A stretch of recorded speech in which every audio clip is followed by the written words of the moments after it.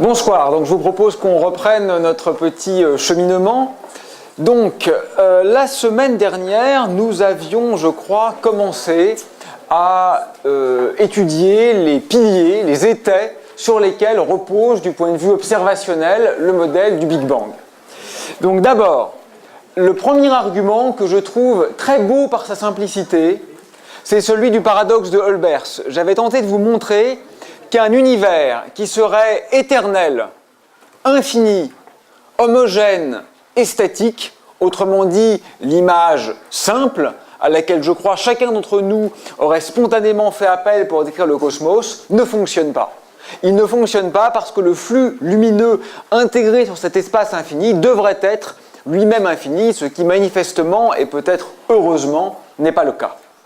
Le deuxième argument que nous avions utilisé, c'était bien sûr l'argument central et fondamental de l'éloignement des galaxies. On observe, grâce à l'effet Doppler, que chaque galaxie est en éloignement de chaque autre galaxie à grande échelle dans l'univers, en adéquation avec une représentation en termes d'expansion depuis l'explosion initiale.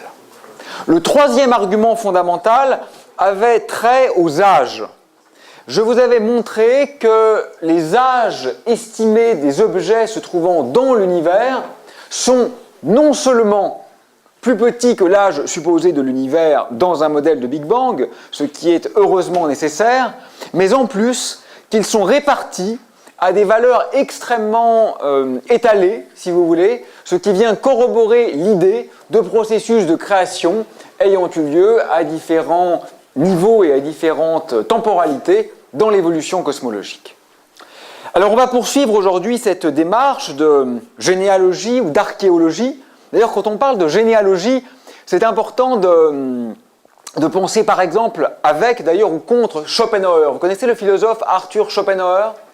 Très intéressant de ce point de vue-là. C'est quelqu'un qui disait par exemple que l'étonnement pour un scientifique, c'est que certains phénomènes échappent aux lois. Que l'étonnement pour un philosophe, ce sont les lois elles-mêmes. Et c'est intéressant parce qu'elle disait que la science est insuffisante, non pas structurellement, mais fondamentalement. Non pas de façon conjoncturelle, mais de façon essentielle. Autrement dit, le type d'interrogation n'est pas le même pour un philosophe ou un scientifique. Bon, c'est une vision un peu simple, celle que je donne ici de Schopenhauer, mais néanmoins, c'est une idée qui est quand même assez fondamentale, vous voyez. Si vous êtes un cosmologiste, vous vous étonnez, par exemple, que l'expansion de l'univers contemporain ne soit pas en accord avec les lois de la relativité générale sans constante cosmologique. Mais si vous êtes un philosophe, vous pouvez vous interroger sur les lois de la relativité générale elle-même. Pourquoi y a-t-il des lois, finalement ? Ça serait beau, une sorte d'anarchisme scientifique. Et à propos de généalogie et d'archéologie, plus exactement, vous pouvez aussi lire ou penser avec Michel Foucault. C'est bien, je trouve, de lire Foucault jeune, comme ça. Je ne sais pas si vous êtes familier, c'est un des grands philosophes de la deuxième moitié du XXe siècle. Foucault, c'est celui qui a vraiment été le grand penseur, si vous voulez, de la singularité, qui n'a pas essayé de subsumer toujours les phénomènes individuels sous une sorte de grande histoire, mais de penser les singularités dans l'histoire. Et de ce point de vue, Foucault, c'est une sorte d'héritier dissident de ce qu'on appelle le structuralisme. C'est-à-dire comment à la fois penser la structure et l'écart par rapport à la structure. Il y avait une très belle phrase, un peu précieuse, comme ça, un peu grandiloquente, mais c'était son style. Il avait du style, Foucault. Il écrivait par exemple à propos des hétérotopies, il disait « Les civilisations sans navire sont comme les enfants dont les parents n'auraient pas un grand lit interdit sur lequel on puisse pourtant secrètement jouer. Leurs rêves alors se tarissent, l'espionnage y remplace l'aventure, et la hideur des polices, la beauté ensoleillée des corsaires. » Ce qu'il nommait hétérotopie, Foucault, c'était les lieux radicalement autres. Vous savez ce que ça veut dire utopie, Topos, c'est le lieu en grec. Utopie, c'est le hors-lieu. L'hétérotopie, c'est le lieu d'une autre nature. Et la cosmologie est évidemment une science très propice pour penser ça. Et pour en finir là avec Foucault, puisque j'ai envie comme ça de vous en parler 2 minutes, vous savez, il est connu, Foucault, pour être l'instigateur de la fin de l'homme, de la mort de l'homme. Parce qu'à la fin de son livre majeur, Les mots et les choses, il évoque un visage de l'homme qui disparaît lorsque la mer se retire. En fait, si vous voulez, ce qui est essentiel là-dedans, c'est que c'est un geste qui est très nietzschéen. Chez Nietzsche, le plus dur, c'est le thème de l'éternel retour. Qu'est-ce que ça veut dire, l'éternel retour, chez Nietzsche? Ça ne veut pas dire que tout revient toujours au même. Ce que ça veut dire, c'est pas de nostalgie, pas de passéisme, pas de fantasme du paradis perdu. Ce que dit Nietzsche, c'est « je suis prêt à revivre ce monde-là une infinité de fois, dans l'immanence d'un monde unique ». Vous voyez, sortir du dualisme. Et en cela, Foucault est très nietzschéen. Ce que disait Foucault, par exemple, c'est que l'herbe du botaniste n'est pas l'herbe en soi. Il faudra être aussi bovin. Ce qui est très nietzschéen aussi, d'ailleurs, puisque Nietzsche, vous savez, louait la faculté de ruminer. Et quand il disait, par exemple, que les femmes sont des vaches, contrairement aux apparences, ce n'était pas misogyne chez Nietzsche, qui était quand même par ailleurs misogyne. Mais dans cette phrase-là, en tout cas, ce n'était pas négatif. C'est terrible, d'ailleurs, ça, cette question.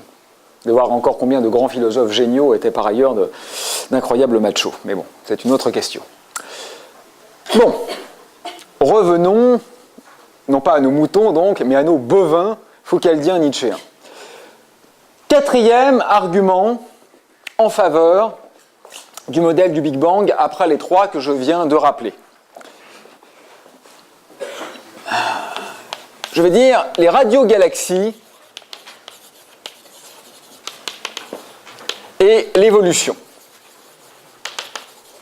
Je m'explique.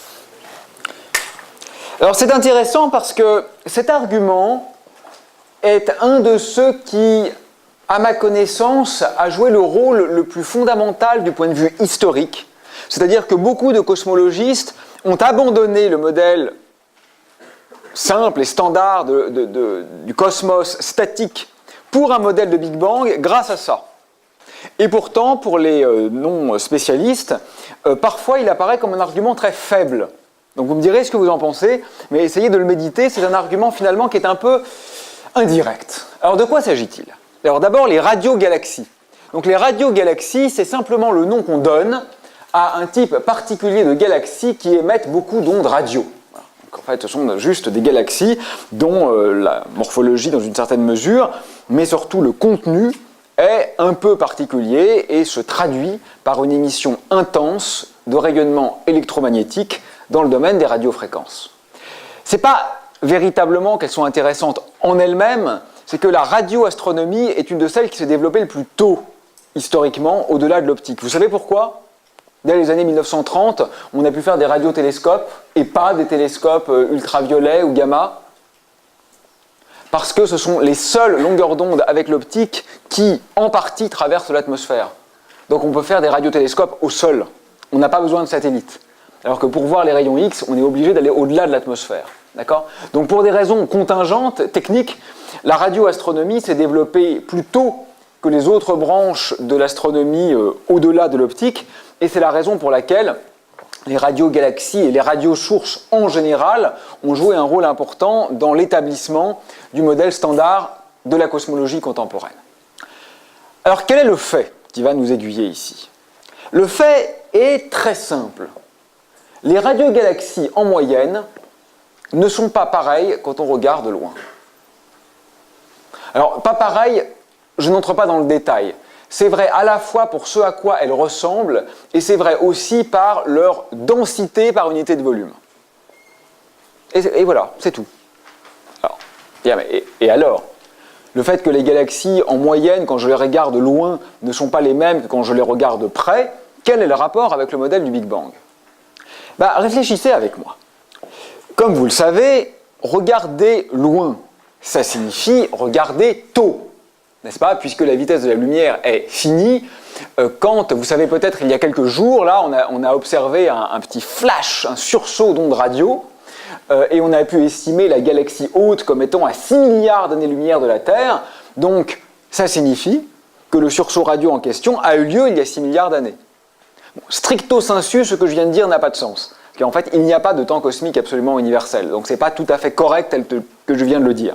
Mais si on en reste à l'acception un peu naïve du temps universel, c'est ce que ça signifierait, n'est-ce pas? Bon. Donc, quand je regarde loin, je regarde dans le passé. Donc, quand je dis que les radiogalaxies sont en moyenne différentes, et peu importe la manière dont elles sont différentes, quand je regarde loin. Ça ne signifie pas que la Terre est à un endroit spécial, bien sûr. Ça signifie en fait qu'il y a une évolution temporelle. Comme je regarde loin, je regarde tôt. Donc ça signifie que dans un passé reculé, les radiogalaxies n'étaient pas, statistiquement, semblables à ce qu'elles sont aujourd'hui. Bon, quel est le rapport avec le Big Bang? D'un point de vue mathématique, on pourrait dire que ça n'a pratiquement aucun lien. En effet, on pourrait parfaitement supposer qu'il n'y a pas eu de Big Bang, que l'univers n'a pas de début, que l'univers est éternel, et que pourtant les radiogalaxies soient en train d'évoluer. Ce n'est pas incompatible mathématiquement. Nous sommes tous d'accord. Nous pourrions avoir un cosmos qui existe de toute éternité et les radiogalaxies qui sont en train d'évoluer. Il n'y a pas de contradiction logique entre les deux. Mais il y a une contradiction physique. Et je vais vous expliquer pourquoi. Si l'univers avait existé de toute éternité, alors sans aucun doute, il aurait atteint un état d'équilibre dans lequel essentiellement plus rien ne se passe. Je m'explique. Si vous prenez une bouteille de gaz et vous la posez sur la table, d'accord? Gaz rouge, on le voit. Je l'ouvre. Qu'est-ce qui se passe? Le gaz sort de la bouteille. Et on le voit, n'est-ce pas, diffusé dans la pièce. Et puis au bout de quelques minutes, peut-être une heure, je ne sais pas, le gaz aura complètement envahi l'amphi. Il y aura du gaz partout, dilué de façon essentiellement homogène. Et après, qu'est-ce qui se passe? Plus rien. Une fois qu'on a atteint cet état d'équilibre, ou si vous préférez, la goutte de lait qui a diffusé dans le café, ou même quand on trempe son sachet de thé aux fruits rouges dans l'eau, c'est très beau, hein, vous voyez la diffusion du colorant naturel, si tout se passe bien, diffusion dans l'eau, et puis au bout de quelques minutes, ça y est, l'eau est rouge pâle, et il ne se passe plus rien. C'est l'état d'équilibre. D'accord? Donc, revenons à la question. Bien sûr, il pourrait se faire mathématiquement, je le redis, que l'univers existe de toute éternité et que pourtant, là, ça y est, depuis seulement quelques temps, quelques milliards d'années, on a créé des radiogalaxies qui sont en train d'évoluer. C'est possible. C'est possible, mais c'est insensé. Si l'univers a une infinité de temps derrière lui, une infinité de temps derrière lui, c'est ça un univers éternel, il n'y a pas de début. Il y a des milliards, des milliards, des milliards et des milliards d'années en amont de tout ça. Comment voulez-vous expliquer que par miracle, à un instant très particulier qui est le nôtre, aujourd'hui, on se trouve pile au moment où les choses sont encore en train d'évoluer? Le lait qui diffuse dans le café, ça prend quelques secondes. Une fois qu'il est diffusé, il va rester un milliard d'années comme ça. Donc la phase de diffusion, si vous avez un temps infini, elle a finalement une largeur temporelle qui est totalement négligeable. Alors là, je fais l'argument de façon très très simpliste. Historiquement et d'un point de vue quantitatif, c'est beaucoup plus compliqué que ça. Mais en résumé, l'argument est donc le suivant. Si l'univers n'avait pas eu de début, d'accord? Selon toute vraisemblance, en prenant un moment au hasard dans son histoire, je serais à l'équilibre. Les phénomènes physiques auraient relaxé et je serais dans un état où, globalement, il ne se passe plus rien. Globalement, les molécules de lait peuvent toujours bouger un peu dans le café, mais globalement, une fois que le lait a diffusé, il a diffusé. D'accord? Et là, ce qu'on voit, c'est qu'en réalité, l'univers est encore en train d'évoluer. Ce qui laisse entendre que forcément, nous ne sommes pas si loin de l'instant initial. D'accord? Donc ça, si vous voulez, c'est un argument que je qualifierais de probabiliste. Si vous avez un temps infini, la probabilité d'être tout près du commencement est juste nulle. Il faut faire attention avec les probabilités. Sur des ensembles infinis, c'est très compliqué. Par exemple, quelle est la probabilité de tirer un nombre, le nombre entier 23, au hasard, dans l'ensemble des entiers naturels? C'est 0. Parce que c'est un nombre sur une infinité de possibilités. 1 sur l'infini, ça fait 0. Pourtant, ce n'est pas impossible de tirer 23. Donc une probabilité nulle ne signifie pas un phénomène impossible. Il faut faire attention. Les probabilités dans les ensembles infinis sont des choses compliquées. D'accord? Mais vous voyez bien que la vraisemblance du phénomène est extraordinairement faible. D'accord? Donc j'en profite pour faire une nouvelle, toute petite parenthèse épistémologique. Vous allez me dire, mais quand même, peut-être, c'est faible ces arguments. En fait, là, on est juste en train de dire, Ben, ça marche un peu mieux dans un modèle de Big Bang que sans modèle de Big Bang. Mais oui, c'est exactement ça. N'oubliez pas, je le redis presque à chaque cours, qu'en physique, on ne prouve jamais rien. En sciences naturelles non plus. Dans aucune science de la nature, on ne prouve jamais rien. Aucune théorie n'est prouvée. Par exemple, il y a quelques semaines, donc, découverte d'un système binaire de trous noirs qui émet des ondes gravitationnelles. On a la preuve que c'est bien des ondes gravitationnelles qu'on a vues. Vous avez vu des ondes gravitationnelles, vous? On a vu des franges d'interférence qui bougent un peu. Non, c'est la meilleure explication possible. Vous avez vu le boson de Higgs? Vous êtes sûr que ces jets de gamma, ces rayons gamma observés dans les détecteurs du LHC, c'est le boson de Higgs? Non. C'est la meilleure explication possible. C'est toujours comme ça. Vous êtes sûr que je suis Aurélien Barraud? Je suis peut-être son sosie, en fait. Non, mais c'est quand même improbable. Nous n'évoquons que les meilleures explications possibles. C'est ça la science. Il n'y a jamais de preuve. C'est le meilleur modèle à un moment donné. Et donc là, qu'est-ce qu'on est en train de faire? On est en train de voir que la construction du modèle du Big Bang va de pair avec la déconstruction des modèles concurrents. Vous voyez? C'est la même chose, c'est le même argument. Favoriser une explication va de pair avec défavoriser les autres explications possibles. Et quand il n'en reste plus qu'une qui satisfait à tous les critères de plausibilité, ça devient le paradigme standard. J'ai quand même encore d'autres arguments.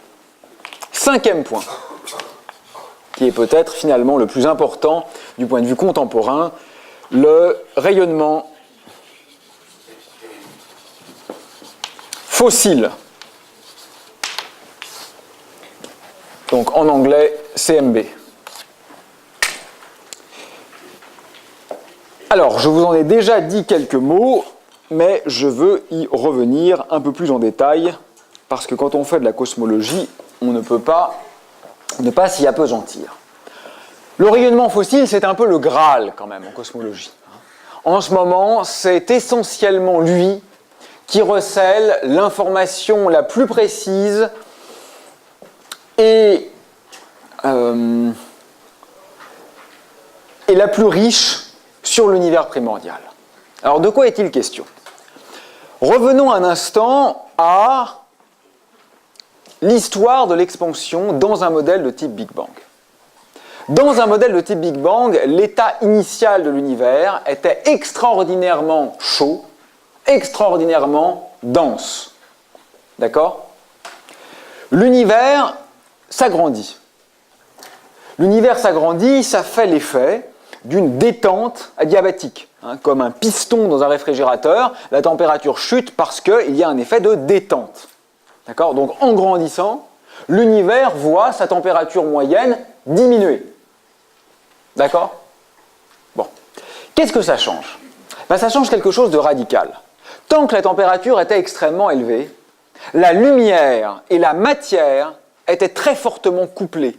Ça signifie que les photons étaient en permanence réabsorbés, réémis, réabsorbés, réémis. Ils avaient une sorte de marche au hasard avec un libre parcours moyen qui est très petit.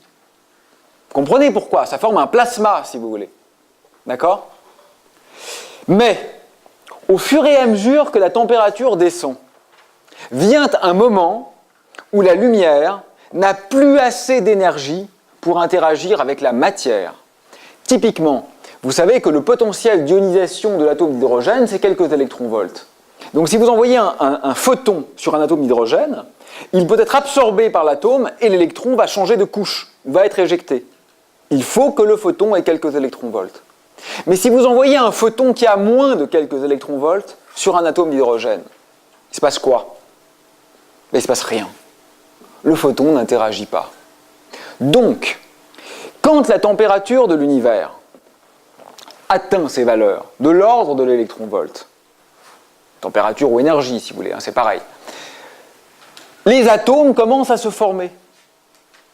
Et la lumière commence à ne plus avoir assez d'énergie pour interagir avec la matière. Ce qui signifie quoi du point de vue observationnel qui nous intéresse ce soir?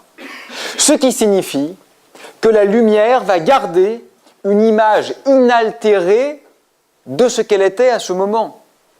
Inaltérée parce que précisément, toute la matière qu'elle aura ultérieurement traversée ne va pas en altérer ni la direction ni l'énergie. On nomme ça le découplage. Le découplage. Environ 380 000 ans après le Big Bang, la lumière et la matière se découplent. Donc, si aujourd'hui, j'observe cette lumière, qu'est-ce que je vois? Eh bien, je vois en réalité, non pas l'univers d'aujourd'hui, mais l'univers tel qu'il était 380 000 ans après le Big Bang. Vous comprenez pourquoi je le vois comme ça? Parce que juste avant le découplage, par définition, lumière et matière étaient couplées, par définition. Avant d'être découplés, on était couplés. Donc quand lumière et matière étaient couplées, ça veut dire quoi? Ça veut dire que la lumière traçait la matière. Vous comprenez? Puisqu'elles étaient couplées. Là où il y avait beaucoup de matière, il y avait beaucoup de lumière, pour le dire simplement. C'est plus compliqué que ça, mais simplement. D'accord? Donc, la dernière fois qu'elles ont interagi, la lumière était un traceur de la matière. Et puis d'un seul coup, ou presque, c'était assez rapide, d'un seul coup ou presque, il n'y a plus d'interaction. Donc cette lumière a continué de voyager pendant 13,8 milliards d'années. Et aujourd'hui, on la découvre, recelant encore l'information sur cette dernière interaction qui eut lieu entre elle et la matière. Ça va? Oui? Comment on observe si elle ne peut pas interagir? Ah, alors, c'est une bonne remarque que je reprends. Comment est-ce qu'on l'observe si elle ne peut pas interagir? Naturellement, je ne dis pas qu'aucune interaction n'est physiquement possible. En fait, ce qui compte, c'est que c'est un couplage faible et c'est très difficile à mesurer. Donc aujourd'hui, pour mesurer effectivement cette lumière, ce qu'on utilise, ce sont essentiellement des bolomètres. C'est des instruments extraordinairement compliqués à construire avec des grilles. Et quand l'onde radiofréquence va traverser le bolomètre, elle va induire un minuscule échauffement. Donc oui, il y a interaction, tu as raison. Hein. Du point de vue scientifique, s'il y a zéro interaction, il y a zéro détection. Et en fait, on pourrait même presque dire qu'il y a zéro existence. Parce que quelle serait l'ontologie d'un objet qui n'interagit pas? Donc, j'ai été rapide, merci de me le faire remarquer.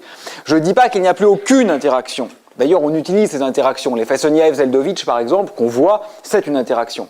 Mais ce que je dis, c'est que ce sont des interactions, ce que j'aurais dû dire, c'est que ce sont des interactions beaucoup plus faibles que les interactions dans l'univers primordial, qui, elles, sont extrêmement fortes. Donc, interaction faible, donc détection faible, mais non nulle. Merci de l'avoir souligné. D'accord? Alors, 380 000 ans par rapport à 13,8 milliards d'années, comme je vous le disais, je crois, au premier cours, ça correspond au premier jour de vie intra-utérine pour un homme. C'est-à-dire qu'on voit vraiment l'univers extrêmement tôt. Donc c'est une machine à remonter le temps d'une puissance extraordinaire, ce rayonnement fossile. Je vois Cosmos vraiment dans son enfance.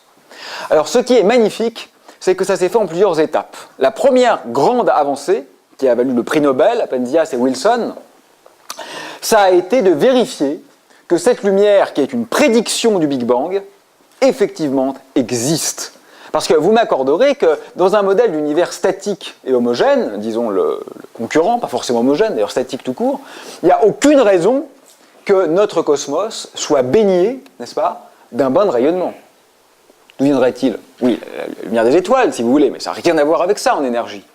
Donc, la prédiction de l'existence d'un bain de lumière provenant du découplage est une prédiction qui est évidemment propre au modèle du Big Bang. On est d'accord? De plus, si je connais l'âge de l'univers, en gros, que je connais en gros le moment où a eu lieu ce découplage, je peux calculer quelle est l'énergie de cette lumière. Pourquoi je peux le calculer?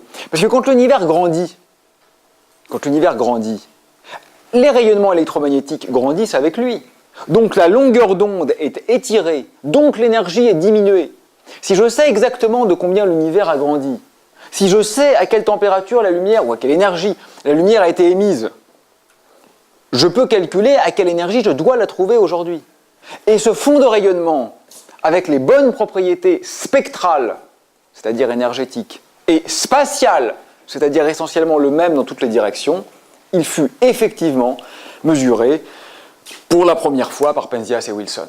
Donc ça, c'est un argument extraordinairement fort en faveur du Big Bang. Sans Big Bang, pourquoi voudriez-vous qu'il y ait... Alors, et attention, hein, c'est un rayonnement très intense. Ce n'est pas 2-3 photons perdus par-ci par-là. Nous sommes littéralement baignés dans ce bain de photons cosmologiques. Là, dans cette pièce, là, en ce moment, il y en a plein. On est traversé en permanence par ces photons cosmologiques. Et d'ailleurs, dans la neige qu'on voyait sur les vieux postes de télévision, une partie de cette neige provient du rayonnement cosmologique. C'est quand même des choses qui sont très, très, très abondantes. Ça, c'était la première étape. Première étape historique, mise en évidence de l'existence du rayonnement diffus. Mais depuis, on a fait beaucoup mieux. Depuis, il y a eu 3 générations de satellites, COBE, WMAP et Planck, américains pour les 2 premiers, européens pour le 3e, qui ont été bien au-delà de la simple mise en évidence. D'abord, le satellite COBE a mesuré effectivement la distribution en énergie, ce qu'on appelle le spectre du fond diffus cosmologique. Et alors, regardez-le sur Google Images tout à l'heure, voire maintenant, c'est magnifique. Voilà. C'est extraordinaire, c'est une loi de corps noir avec une précision. C'est d'ailleurs un des meilleurs corps noirs, le meilleur corps noir qu'on ait jamais mesuré dans l'histoire. Corps noir, ça veut dire comme le rayonnement d'un four. D'accord ? Donc la distribution en énergie est exactement ce qu'on attend, centrée à la bonne température d'environ 3 degrés Kelvin. Magnifique. Mais les générations suivantes, en particulier WMAP et donc surtout Planck, sont allés au-delà de la mesure de l'énergie. Ils ont regardé si ce rayonnement était exactement le même dans toutes les directions sur le ciel. Et la réponse est non. Et on comprend pourquoi. Ce rayonnement est à peu près le même, mais il n'est pas exactement le même. Pourquoi n'est-il pas exactement le même ? Eh bien parce que, au moment du découplage, quand donc lumière et matière ont cessé d'interagir, la matière n'avait aucune raison d'être parfaitement homogène dans l'univers. Il y avait des grumeaux qui commençaient à se former. Les grumeaux qui sont devenus aujourd'hui les galaxies, les amas, les superamas. Ils étaient déjà là en gestation. Et donc on s'attend à retrouver dans le fond diffus cosmologique, dans le rayonnement fossile, les empreintes de ces petits grumeaux de matière qui existaient dans l'univers primordial. Et c'est exactement le cas. On les voit et on les voit à la bonne amplitude. Et aujourd'hui, on peut même faire beaucoup mieux que les voir. Avec les cartes du satellite Planck, on peut étudier de façon extrêmement précise leur distribution, ce qu'on appelle leur fonction de corrélation à 2 points, et montrer que l'ensemble est en accord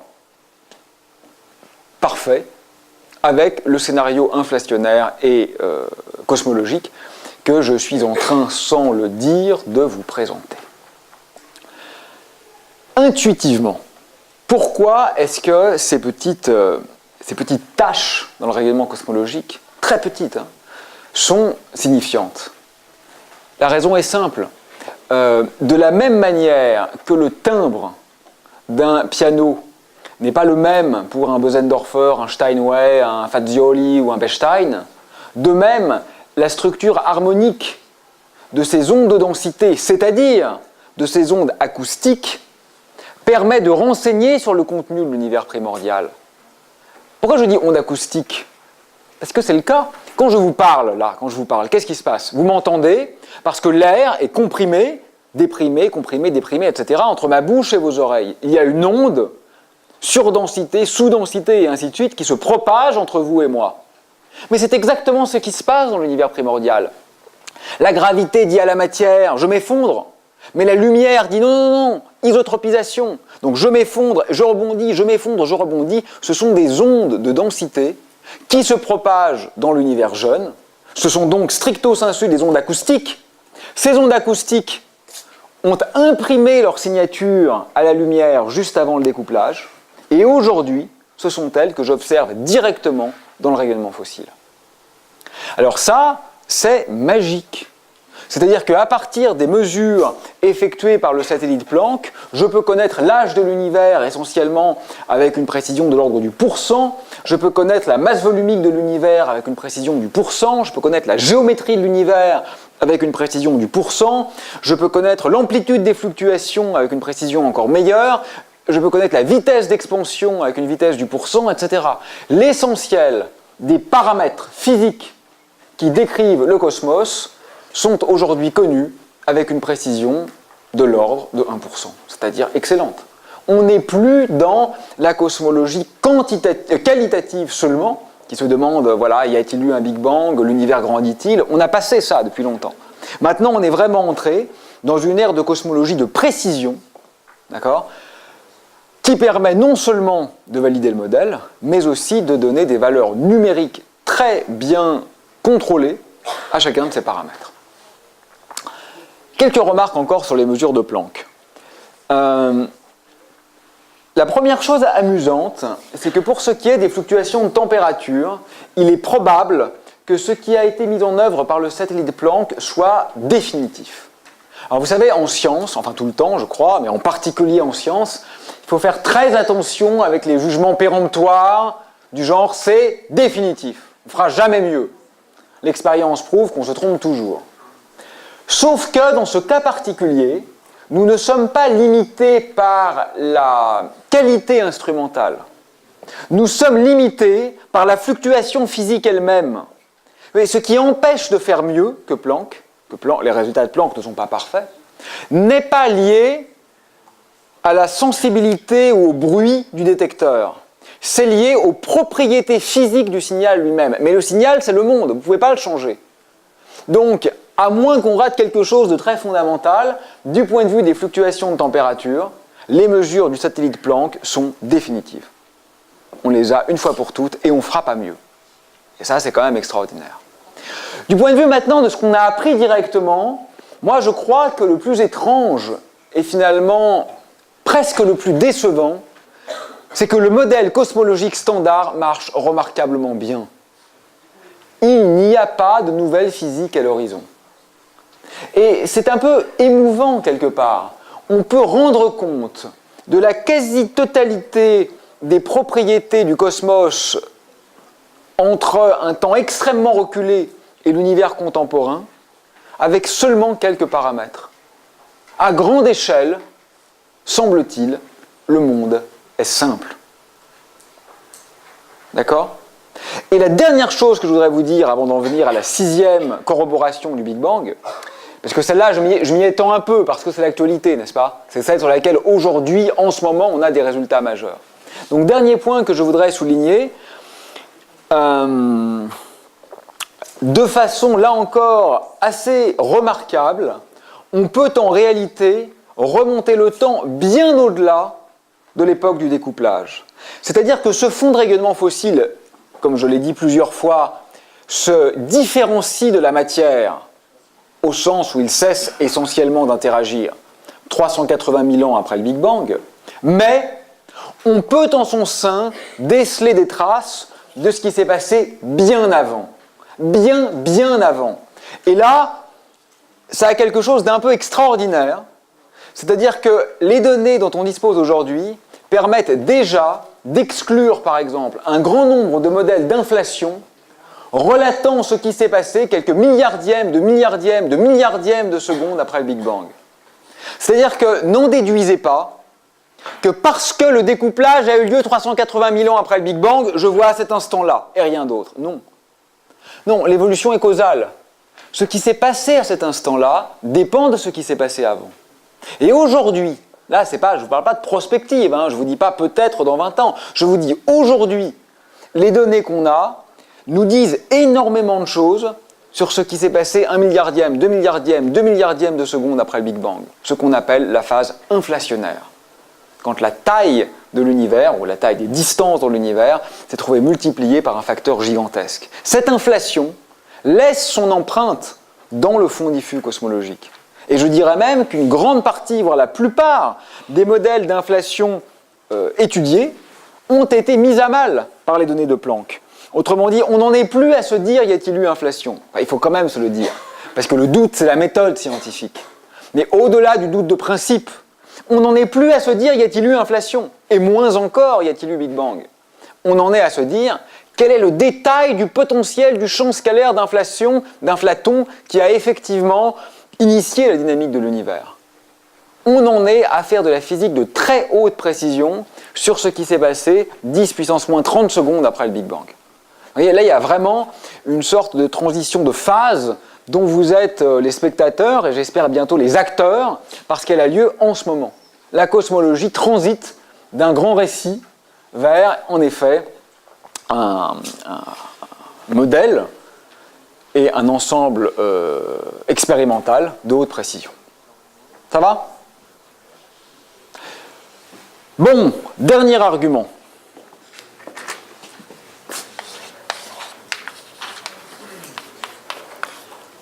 La nucléosynthèse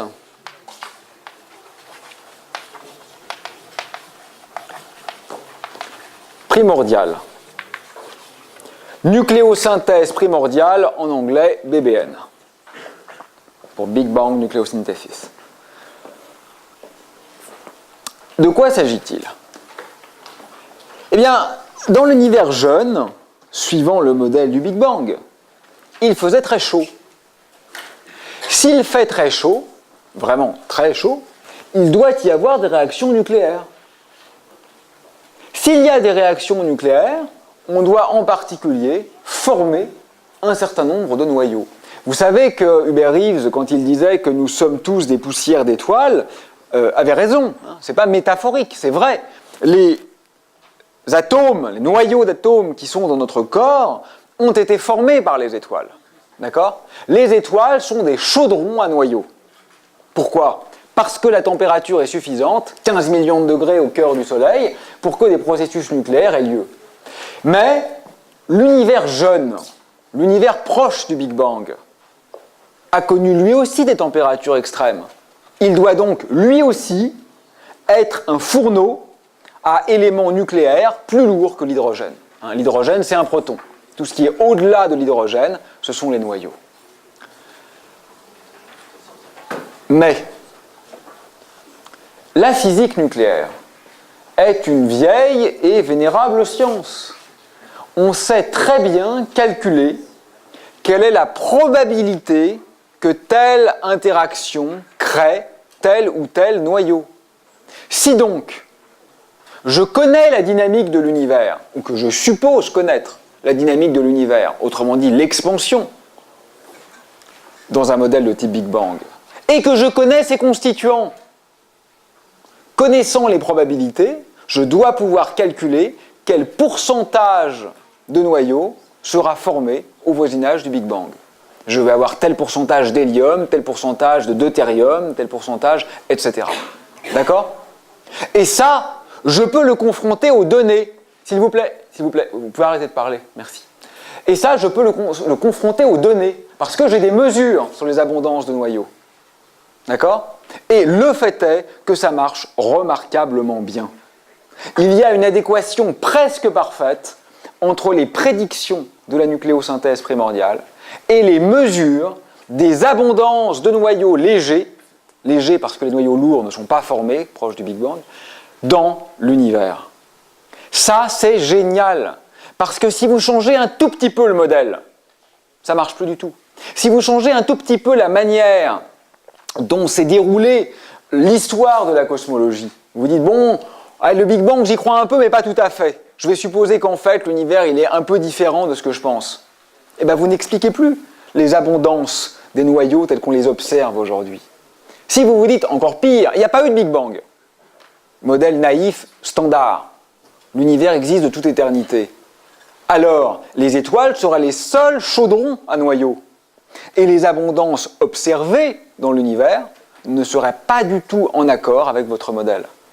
Donc la nucléosynthèse primordiale est un pilier extrêmement puissant du modèle du Big Bang, d'accord ? Parce que c'est un pilier extrêmement sensible. C'est de la physique qui est sous contrôle pour l'essentiel. La physique nucléaire, on peut la tester sur Terre.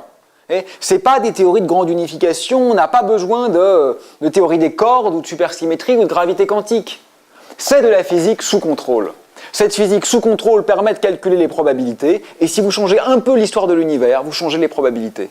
Et on a des mesures, et ça marche. Pour l'essentiel, ça marche. On reproduit très bien les abondances des noyaux. Ça va ? Bon, je vais en rester là. Je mentionne, sans les développer, beaucoup d'autres petites indications en faveur du Big Bang. Par exemple, ce qu'on appelle les oscillations acoustiques de baryons. Ça, c'est très beau, c'est assez récent. Quand on observe le fluide de galaxies qui emplit l'univers, on se rend compte que si je prends une galaxie ici, la probabilité de trouver une autre galaxie loin de la première n'est pas exactement plate. Il y a un petit pic à un endroit. J'ai un petit peu plus de chance de trouver une seconde galaxie à une certaine distance de la première. Et ça, c'est l'empreinte dans la distribution des galaxies des grumeaux que j'observais dans le rayonnement fossile. Mais ces grumeaux que j'observais dans le rayonnement fossile, je sais aujourd'hui de façon très crédible qu'ils proviennent eux-mêmes des fluctuations quantiques du champ qui emplissait l'univers au moment de l'inflation. Donc vous voyez que c'est extraordinaire parce qu'on a une chaîne causale qui est complètement maîtrisée. Il est très probable, je ne peux pas vous dire il est prouvé que, puisque c'est interdit en sciences de la nature, mais il est très probable que les galaxies, notre existence, tout ce qui a du sens aujourd'hui, proviennent en réalité de ce que je vois dans ces oscillations acoustiques de baryons, que je vois plutôt comme les grumeaux dans le fond diffus cosmologique, et que j'identifie comme des petites fluctuations d'origine quantique dans le champ scalaire qui emplissait l'univers au moment de l'inflation. Et là, vous voyez que la connexion entre le microcosme, parce que vous savez, je vous en reparlerai un peu de physique quantique, mais même si vous ne savez rien de physique quantique, vous savez au moins que c'est la théorie qui décrit essentiellement l'infiniment petit. Et là, je vous parle des galaxies. Donc vous voyez qu'il y a une connexion entre le microcosme et le macrocosme, entre la théorie de l'infiniment petit qu'est la mécanique quantique, qui implique ou impose ces petites fluctuations, et les grandes structures dans l'univers, qui est quand même extraordinairement belle, et qui montre que le cadre a une très grande cohérence. Il n'y a pas que ça, on a aussi les effets de lentilles gravitationnelles faibles, enfin il y a beaucoup d'observations aujourd'hui dans l'univers qui viennent toutes corroborer le modèle du Big Bang. Alors, avant de continuer, je voudrais juste faire une remarque. Qu'est-ce qu'on appelle modèle du Big Bang? Et là, je pense qu'il faut être un peu précis et sérieux. Ce dont je vous parle là, depuis la dernière fois, c'est le modèle du Big Bang au sens l'univers en expansion. Au sens, la totalité de ce que je vois aujourd'hui était contenu dans un volume certainement plus petit qu'une tête d'épingle à un moment dans le passé. Si c'est ça que j'appelle modèle du Big Bang, mon sentiment, que je ne peux pas prouver, c'est que c'est très fiable, très très fiable. Et je pense qu'on ne reviendra jamais dessus. Comme le fait que la Terre est ronde, on peut toujours en douter, mais je pense qu'on ne reviendra jamais dessus. Mais, vous pouvez employer Big Bang dans un autre sens. Si ce que vous entendez par Big Bang, c'est l'instant originel, c'est l'explosion primitive, le T égale 0, ça c'est complètement différent. Moi, pour tout ce que je vous ai raconté là, je n'ai vraiment rien dit sur ce qui s'est passé à l'instant initial. Quelque part, j'en ai pas besoin. Tout ce qui se passe après, je dirais que c'est relativement bien compris et relativement bien corroboré par des théories testées et des expériences sous contrôle. L'instant initial lui-même, j'y reviendrai au dernier cours quand on parlera des problèmes, nous n'en savons essentiellement rien. Et pour la plupart des scientifiques, je dirais même que c'est une question secondaire. Évidemment, c'est une question qui est essentielle quant au récit de nos origines. Vous vous la posez, et je vous dirai pourquoi il n'est pas très légitime de se la poser. Mais pourquoi y a-t-il eu le Big Bang? Qu'est-ce qui a causé le Big Bang? Y a-t-il eu un avant le Big Bang? Toutes ces questions-là, qu'on ne peut pas s'empêcher de se poser, bien qu'on sache qu'elles ne sont pas scientifiquement bien définies, d'accord, ne sont pas ce que j'appelle modèle du Big Bang. Ce que j'appelle modèle du Big Bang, c'est le fait que l'univers est en train de grandir et que tout ce qu'on voit était contenu essentiellement au départ dans une sphère très petite. Ça, c'est béton.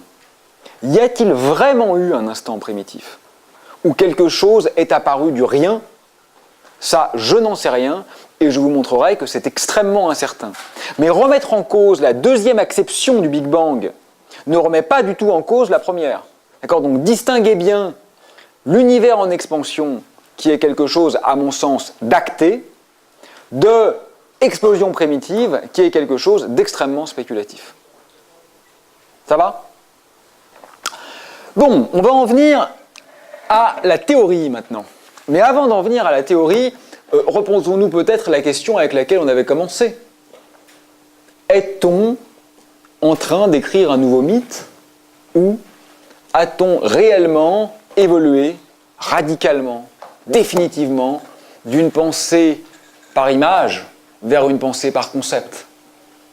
Sommes-nous les nouveaux Homères, le talent en moins, le génie en moins, de l'interrogation cosmologique, ou touchons-nous le réel, tandis que les poètes grecs ne proposaient que des images sans fondement ni théorétique ni expérimentaux?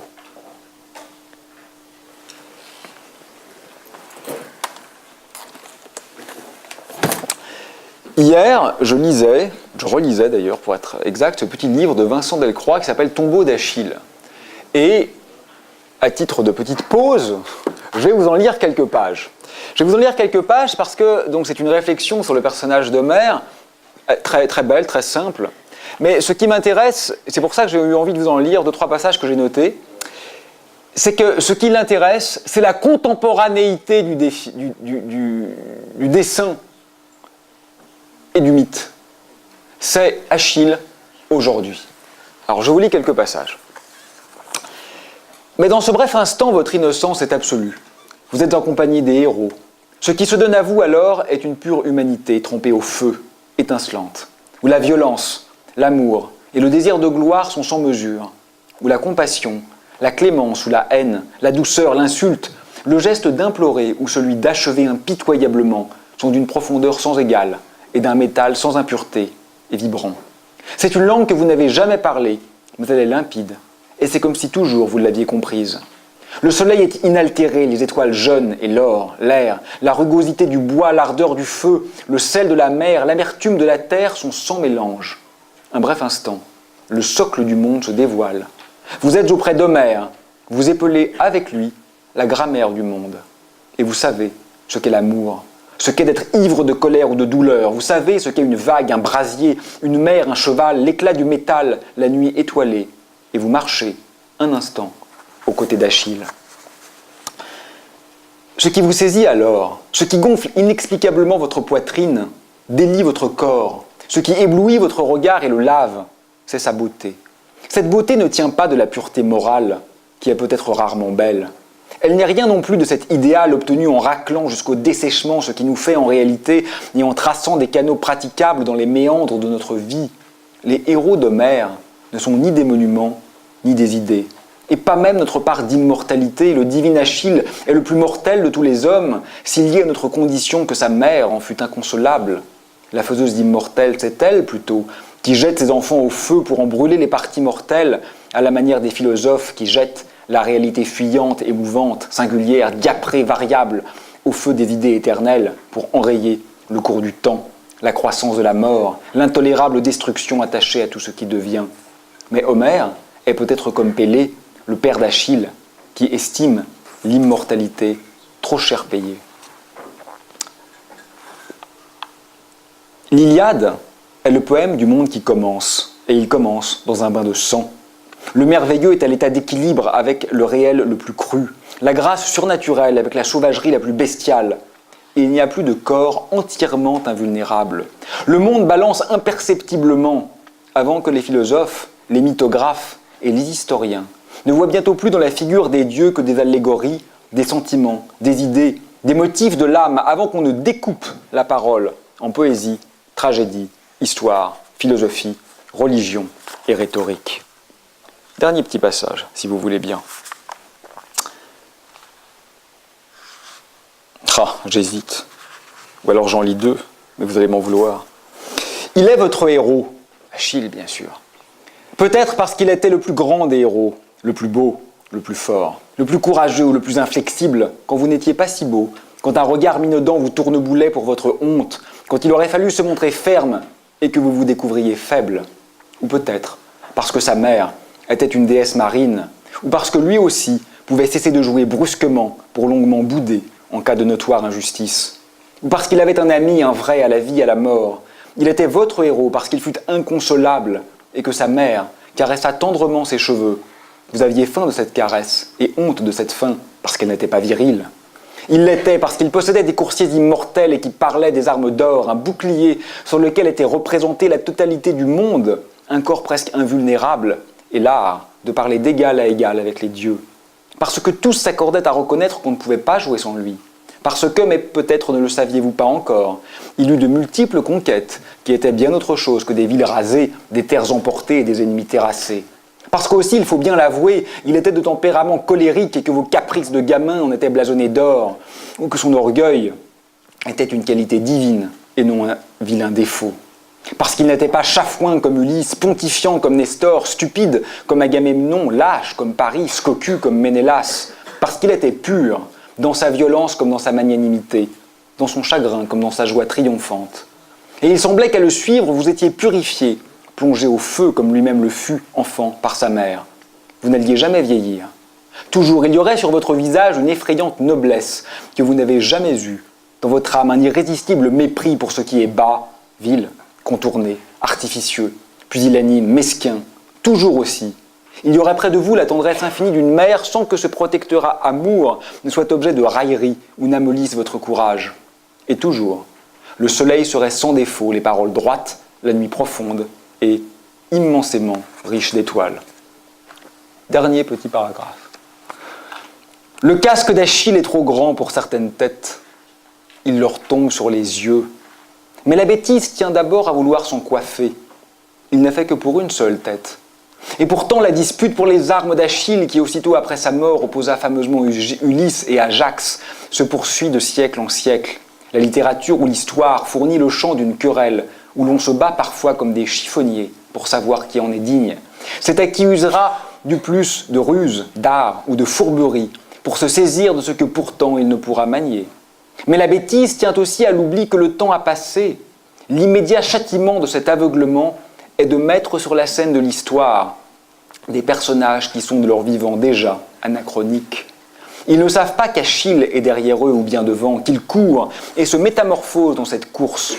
Comment se blottir dans l'ombre d'un coureur? Il faut courir à côté de lui, sans doute, parce qu'il appartient à un monde pour lequel Homère est encore le grand instructeur. Alexandre, en pleurant de dépit, sait ce qu'il est. Il ne veut pas être Achille, mais être dans son temps ce qu'Achille fut dans le sien. Il ne veut pas de ses armes, il veut son inextinguible soif d'excellence. Il veut la course d'Achille. Mais à ce jeu, Achille sera toujours devant tout le monde.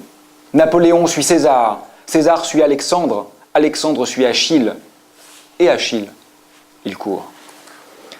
Vous voyez, c'est ça, tout est là. Achille court toujours, et nous courons avec lui.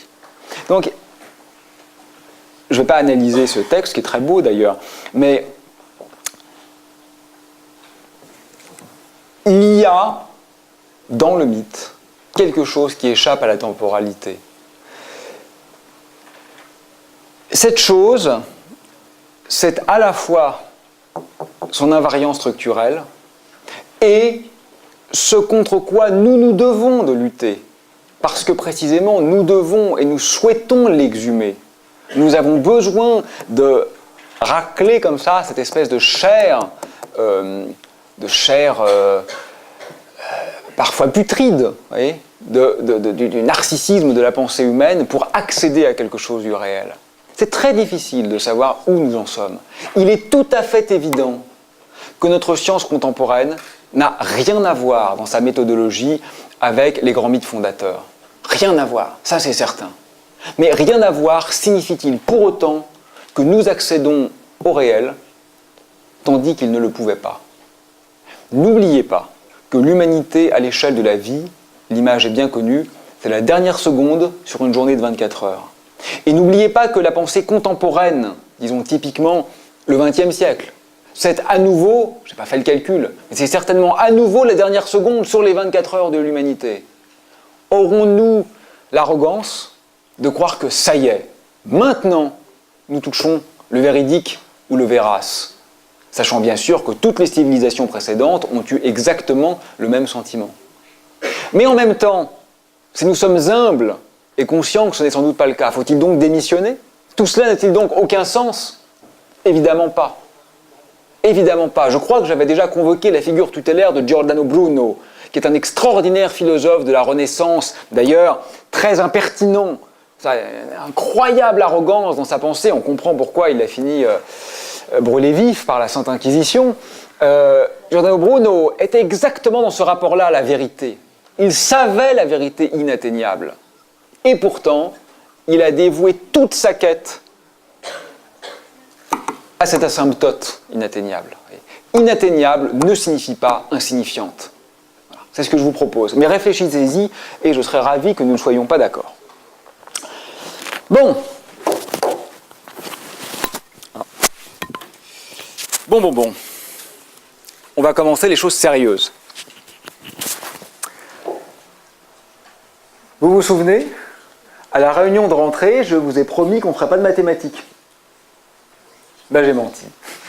Maintenant que vous êtes inscrits, vous ne pouvez plus rien faire. Bon, mais j'ai pas beaucoup menti. J'ai pas beaucoup menti parce qu'on va faire des mathématiques de collège, quoi. Donc je pense vraiment que ça va aller. Et je vais vous expliquer pourquoi je souhaite ardemment qu'on soit quand même un tout petit peu formel. Parce que ce qu'on va faire maintenant, c'est-à-dire les piliers théoriques du Big Bang, à commencer par la théorie de la relativité, me semble tellement extraordinaire que si je vous le dis, sans vous montrer sur quoi ça se fonde, ça n'a plus aucune valeur. Et je vais vous montrer que les voyages dans le temps sont possibles. Je vais vous montrer que vous pouvez devenir plus vieux que vos parents. Mais si c'est vrai parce que le prof de Cosmo l'a dit, ça n'a aucune valeur. Ma parole n'a aucune valeur. Ce qui compte, c'est que vous soyez capable, quand vous l'expliquerez à la fin de la prochaine séance à votre petit frère, de montrer l'archéologie de votre savoir. Vous pourrez lui dire d'où ça vient. Et vous pourrez juger par vous-même de la fiabilité de la proposition. Donc dès lors qu'il s'agit non pas d'un résultat technique, mais d'une déconstruction fondamentale de notre rapport au monde. J'insiste, ce ne sont pas des mots grandiloquents dans le vide. La relativité que nous allons découvrir maintenant est réellement une réécriture de la grammaire du réel. Elle a vraiment ce rôle-là. C'est une révolution quasi sans précédent dans l'histoire des idées pour en sentir la substantifique moelle, comme disait Rabelais. Lisez Rabelais aussi. Mais alors tout à l'heure, je vous disais, il faut lire jeune, Rabelais, il faut lire vieux. Parce que Rabelais, c'est tellement compliqué que lire Rabelais à 14 ans, je pense que c'est juste impossible. Rabelais, c'est chiant que vous êtes trop jeune. Et vous allez voir, c'est génial. Vous commencez à pouvoir lire Rabelais, c'est le penseur total. Chaque ligne de Rabelais condense la totalité du savoir humain. C'est complètement mystique comme littérature. Et c'est très intéressant d'ailleurs de le mettre en regard de Giordano Bruno que j'évoquais tout à l'heure. Et Bruno est déjà dans la philosophie, alors que Rabelais est plus dans l'auto-exégèse de son propre langage. Ce sont des frères de pensée, Rabelais et Bruno. Bon, allons-y. Donc on avait dit quoi ? On a un plan. Donc on a une introduction. Ensuite on a dû faire les mythes. Ensuite fondements expérimentaux et observationnels. Donc ça doit être grand 4. Fondements théoriques du Big Bang. Donc je veux en venir à la relativité générale et nous allons commencer par la relativité restreinte.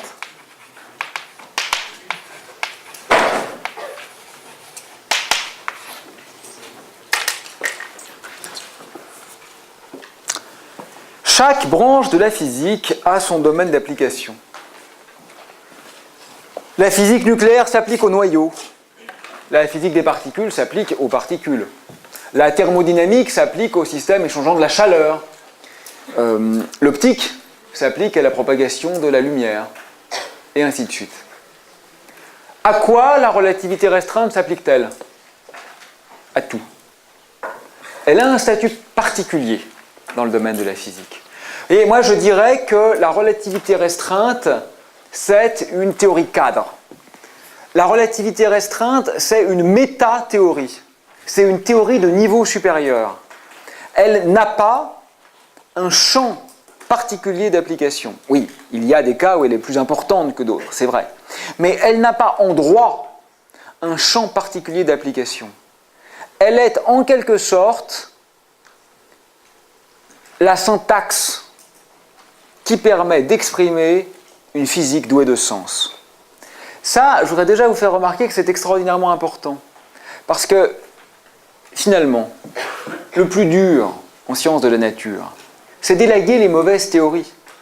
Et la relativité restreinte est un outil extraordinairement puissant pour vous permettre, sans même avoir à faire la moindre expérience, de découvrir qu'une théorie, disons, écrite arbitrairement, est fausse. Si vous venez écrire là au tableau une loi physique, il est extrêmement probable que sans avoir à faire la moindre expérience, je puisse savoir qu'elle est fausse simplement parce qu'elle est incompatible avec la grammaire relativiste. Donc vous voyez, la relativité restreinte, que je vais donc vous expliquer aujourd'hui et sans doute un peu la semaine prochaine, a vraiment un statut enviable dans la physique.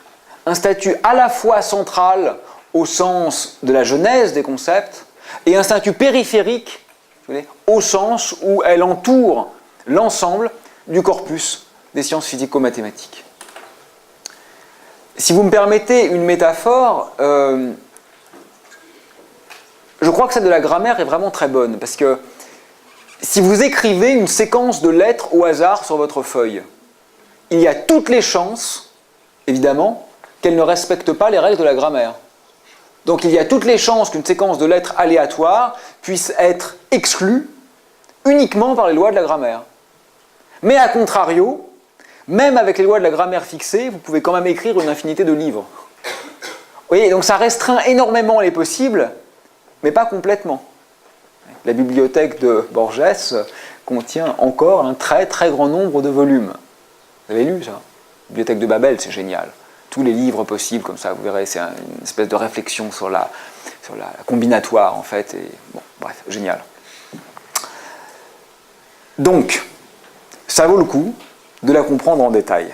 Donc, le petit effort qu'on va avoir à faire maintenant pour construire la relativité restreinte a du sens. D'accord? Il a du sens parce que la théorie qui va émerger est beaucoup plus qu'un certain nombre de règles permettant de calculer des transformations dans des changements de référentiel.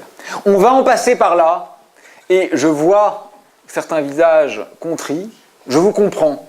Même pour un physicien professionnel, calculer des changements de coordonnées, c'est chiant. Donc on ne va pas faire semblant, c'est pénible. Mais pourquoi ça va quand même être bien? Parce que le résultat sera révolutionnaire. D'accord? Donc on le fait parce que ça va nous mener loin, vraiment très loin.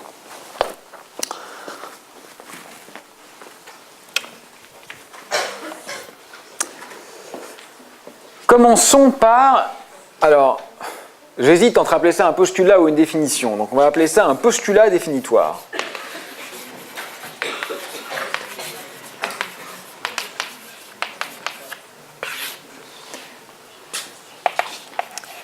Il existe des référentiels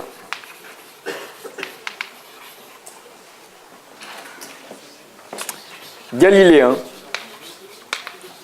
Alors pour nous, ça sera synonyme de inertiel, dans lesquels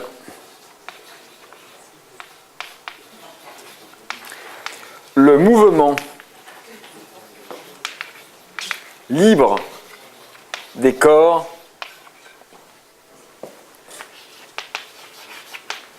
s'effectue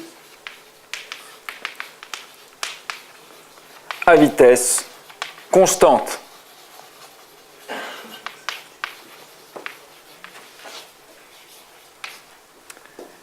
Postulat et définition. Il existe des référentiels galiléens ou inertiels dans lesquels le mouvement libre des corps s'effectue à vitesse vectoriellement constante.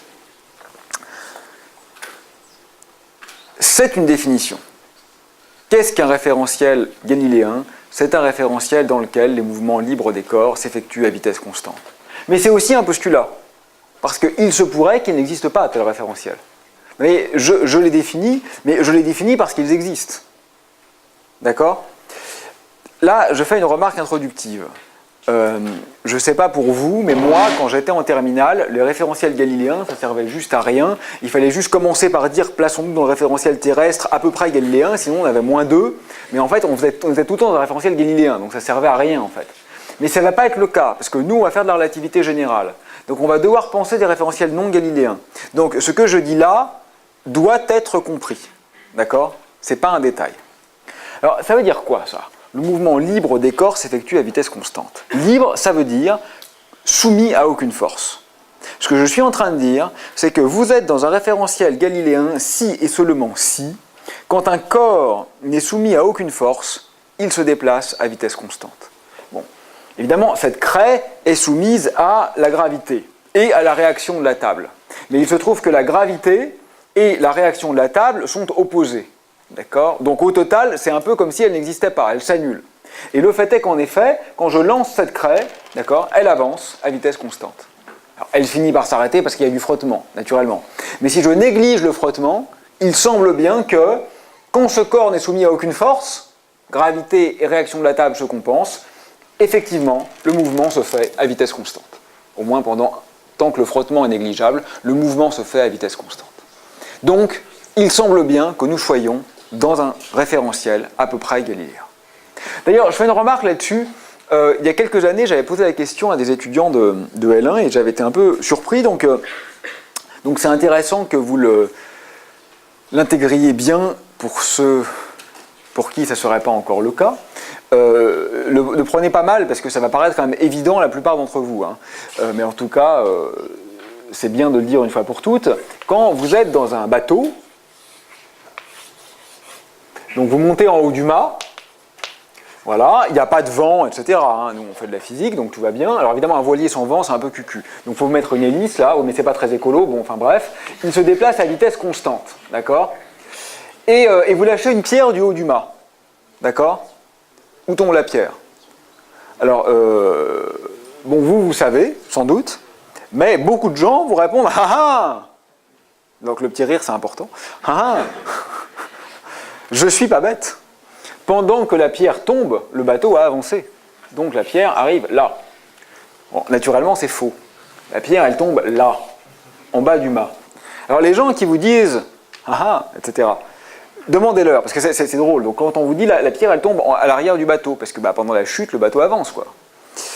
Alors à ce moment-là, on peut faire une version intéressante de ça. Vous êtes dans le TGV, et vous sautez en l'air. Est-ce que vous allez vous écraser à l'arrière du wagon ? Parce que c'est ça la logique. La logique de dire que la pierre tombe à l'arrière, ça veut dire pendant que je lâche la pierre, le bateau avance, mais la pierre, elle n'avance plus. Et le fait est que quand on saute en l'air dans un TGV, on ne va pas s'écraser à l'arrière du wagon. On continue d'avancer avec le train, même quand on ne touche plus le train. Ou alors une mouche dans un avion de ligne, quoi. Toutes les mouches sont pas... Il n'y a pas de mouches, remarquez, mais s'il y en avait, elles ne seraient pas toutes collées à l'arrière de l'avion, non. Elles volent dans l'avion, elles volent avec l'avion. Pourquoi ? Il n'y a pas une force, hein, évidemment, qui les attire. Bien sûr, c'est pas la gravité. Mon papa, on croyait que c'était la... Ah oui, mais c'est filmé, là, il va entendre ça, bon, c'est un peu embêtant. Mais bon, pardon, papa, mais il croyait que c'était la gravité du mât qui attirait la bille. Non, pas du tout. Hein. D'accord, pas du tout. C'est pas la gravité du mât, c'est juste l'inertie. C'est qu'au départ, la bille est en train d'avancer. Elle avance avec le bateau, dans un référentiel galiléen. Donc quand on la lâche, certes, elle tombe. Évidemment, elle tombe. Mais elle continue d'avancer. Pourquoi ? Parce que le mouvement libre des corps s'effectue à vitesse constante. Si votre pierre avance, quand vous la lâchez, elle continue d'avancer.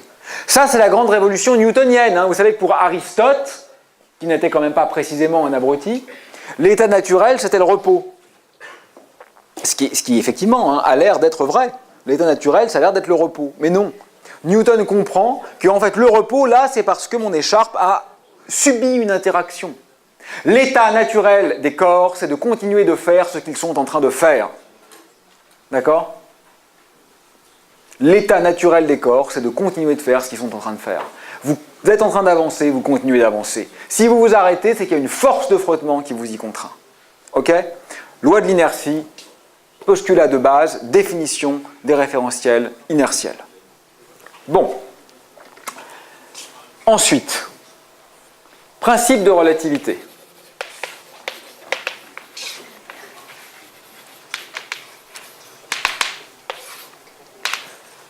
De relativité galiléenne, hein, pas Einstein pour le moment. Les lois de la physique sont les mêmes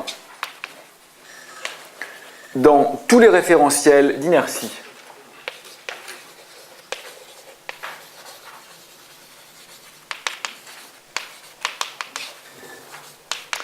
Principe de relativité galiléen, les lois de la physique sont les mêmes dans tous les référentiels d'inertie.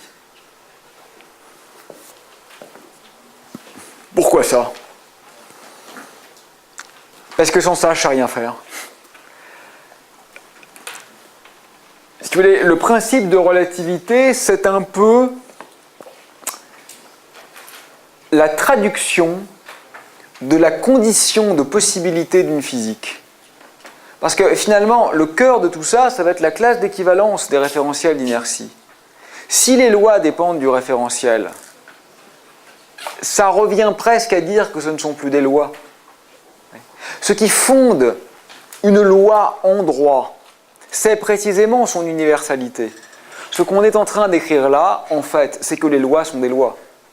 Vous voyez, si les lois dépendaient du référentiel, alors même qu'il existe une infinité de référentiels qui sont par construction indiscernables, je perds le concept de loi. D'accord ? Donc le principe de relativité, en fait, stipule que je peux faire de la physique. C'est peut-être faux d'ailleurs, hein, ça serait drôle qu'on ne puisse pas décrire le monde par la physique. Mais jusqu'à maintenant, ça marche très bien. Et ce que j'appellerais l'ajout d'Einstein, et je vais y revenir,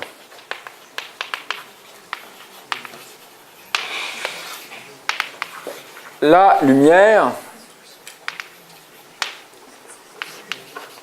et plus généralement les champs sans masse,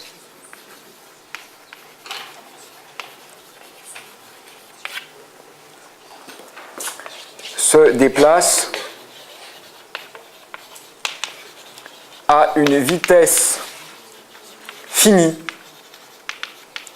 qu'on va noter petit c. Donc, ajout d'Einstein, la lumière se déplace à une vitesse finie qu'on va noter petit c.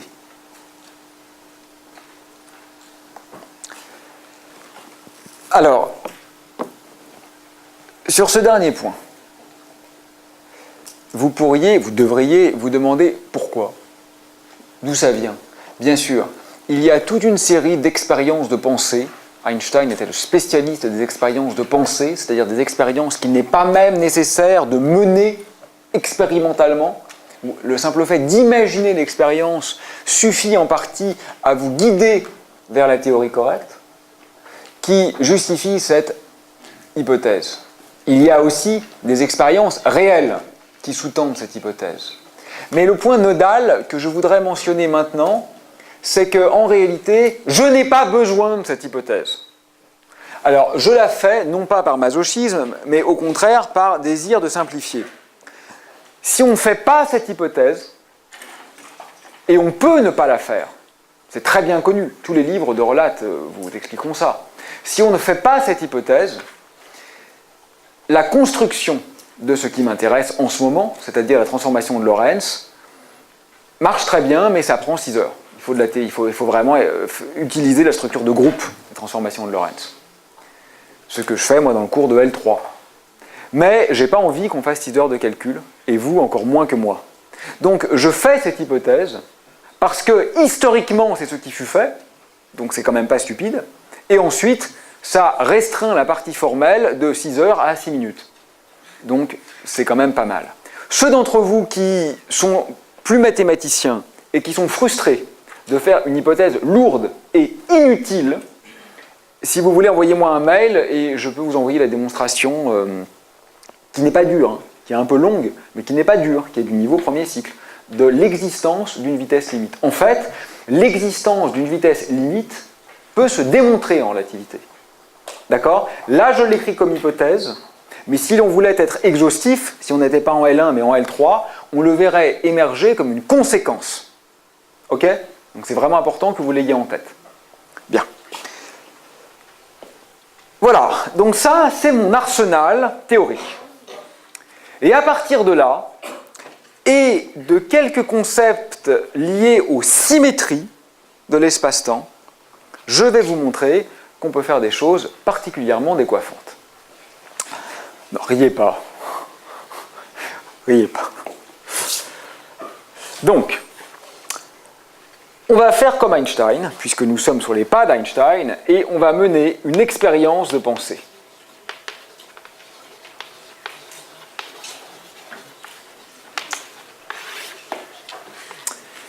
L'expérience de pensée va consister à observer l'émission et la détection d'un flash de lumière. On va appeler ça deux événements. Donc l'événement 1, qui va être caractérisé par des coordonnées x1, y1, z1, t1. D'accord. On émet un flash de lumière. Et l'événement 2, qui va être décrit par des coordonnées x2, y2, z2, t2, c'est la détection, ce même flash de lumière. D'accord? On émet et on détecte. Donc soyons clairs, là en haut dans l'amphi, d'accord, on imagine qu'on a accroché un petit flash électronique. Donc événement T1, paf, le flash émet une bouffée de photons. Et un instant après, disons à l'autre bout de l'amphi, on a disposé un détecteur de lumière, ce que vous voulez, une cellule photoélectrique, un photomultiplicateur, une caméra CCD, enfin ce que vous voulez qui détecte des photons, qui voit ce flash de lumière. Voilà mon événement 1 et voilà mon événement 2. D'accord? Pour commencer, on va décrire cette situation dans le référentiel de l'amphi. On se place dans le référentiel galiléen de l'amphi, que je vais noter grand R. D'accord? On se place dans le référentiel galiléen de l'amphi, noté grand R. Et on va écrire des choses extraordinairement simples. Première chose que je vais écrire, c'est quelle est la distance entre les deux événements? La distance, allez, on va même écrire la distance au carré. Le carré de la distance entre les deux événements, c'est quoi? C'est x2 moins x1 carré, plus y2 moins y1 carré, plus z2 moins z1 carré. Ceci, c'est le théorème de Pythagore à 3 dimensions. D'accord? Vous savez que le carré de l'hypoténuse est égal à la somme des carrés des deux autres côtés. Ce que je dis là, c'est qu'à 3 dimensions, la distance entre le flash qui est ici et le détecteur qui est là, donc le d carré, c'est égal à la hauteur au carré, plus la largeur au carré, plus la profondeur au carré. Ça va? Interrompez-moi si quelque chose n'est pas clair. D'accord? Je veux que ce soit totalement clair pour tout le monde. Comment? Ils arrivent. Mais cette distance au carré, je peux aussi dire justement que quoi? Que c'est égal à la vitesse fois l'intervalle de temps au carré. C'est égal à c carré facteur de t2 moins t1 au carré. Là, d'accord, j'écris quoi? J'écris que quand un objet se déplace à une vitesse c, la distance qu'il parcourt pendant un temps delta t, c'est égal à c fois delta t. La distance égale la vitesse multipliée par le temps. Est-ce que c'est clair pour tout le monde? Okay, tout le monde est d'accord? Donc là, qu'est-ce que je viens de faire? Je viens d'écrire la même chose de deux manières différentes. Donc, ça moins ça est égal à 0, puisque c'est la même chose.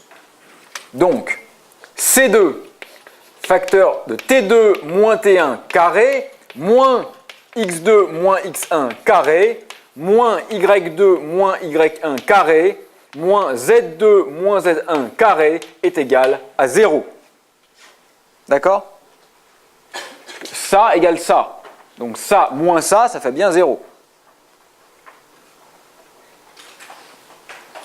Alors en physique, les variations comme ça, T2 moins T1, souvent on le note delta T.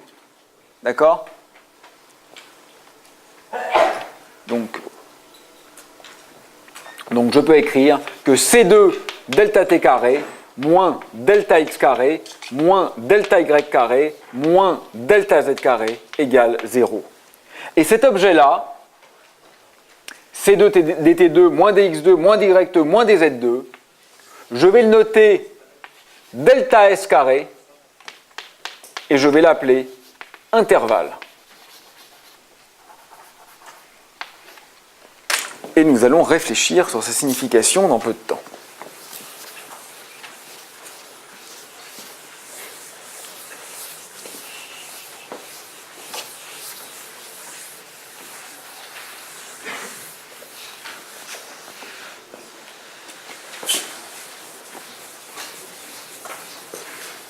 Bon, jusqu'à maintenant, vous conviendrez que je n'ai dit que des choses totalement banales et j'ai simplement donné un nom à cette grandeur que j'ai appelée intervalle et qui, pour l'émission et la détection d'un flash de lumière, est égale à 0.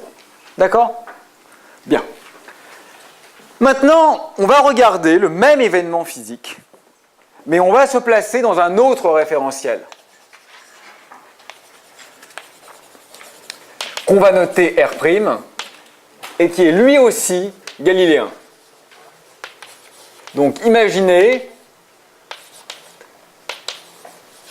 une voiture qui se déplace à vitesse constante sur le campus.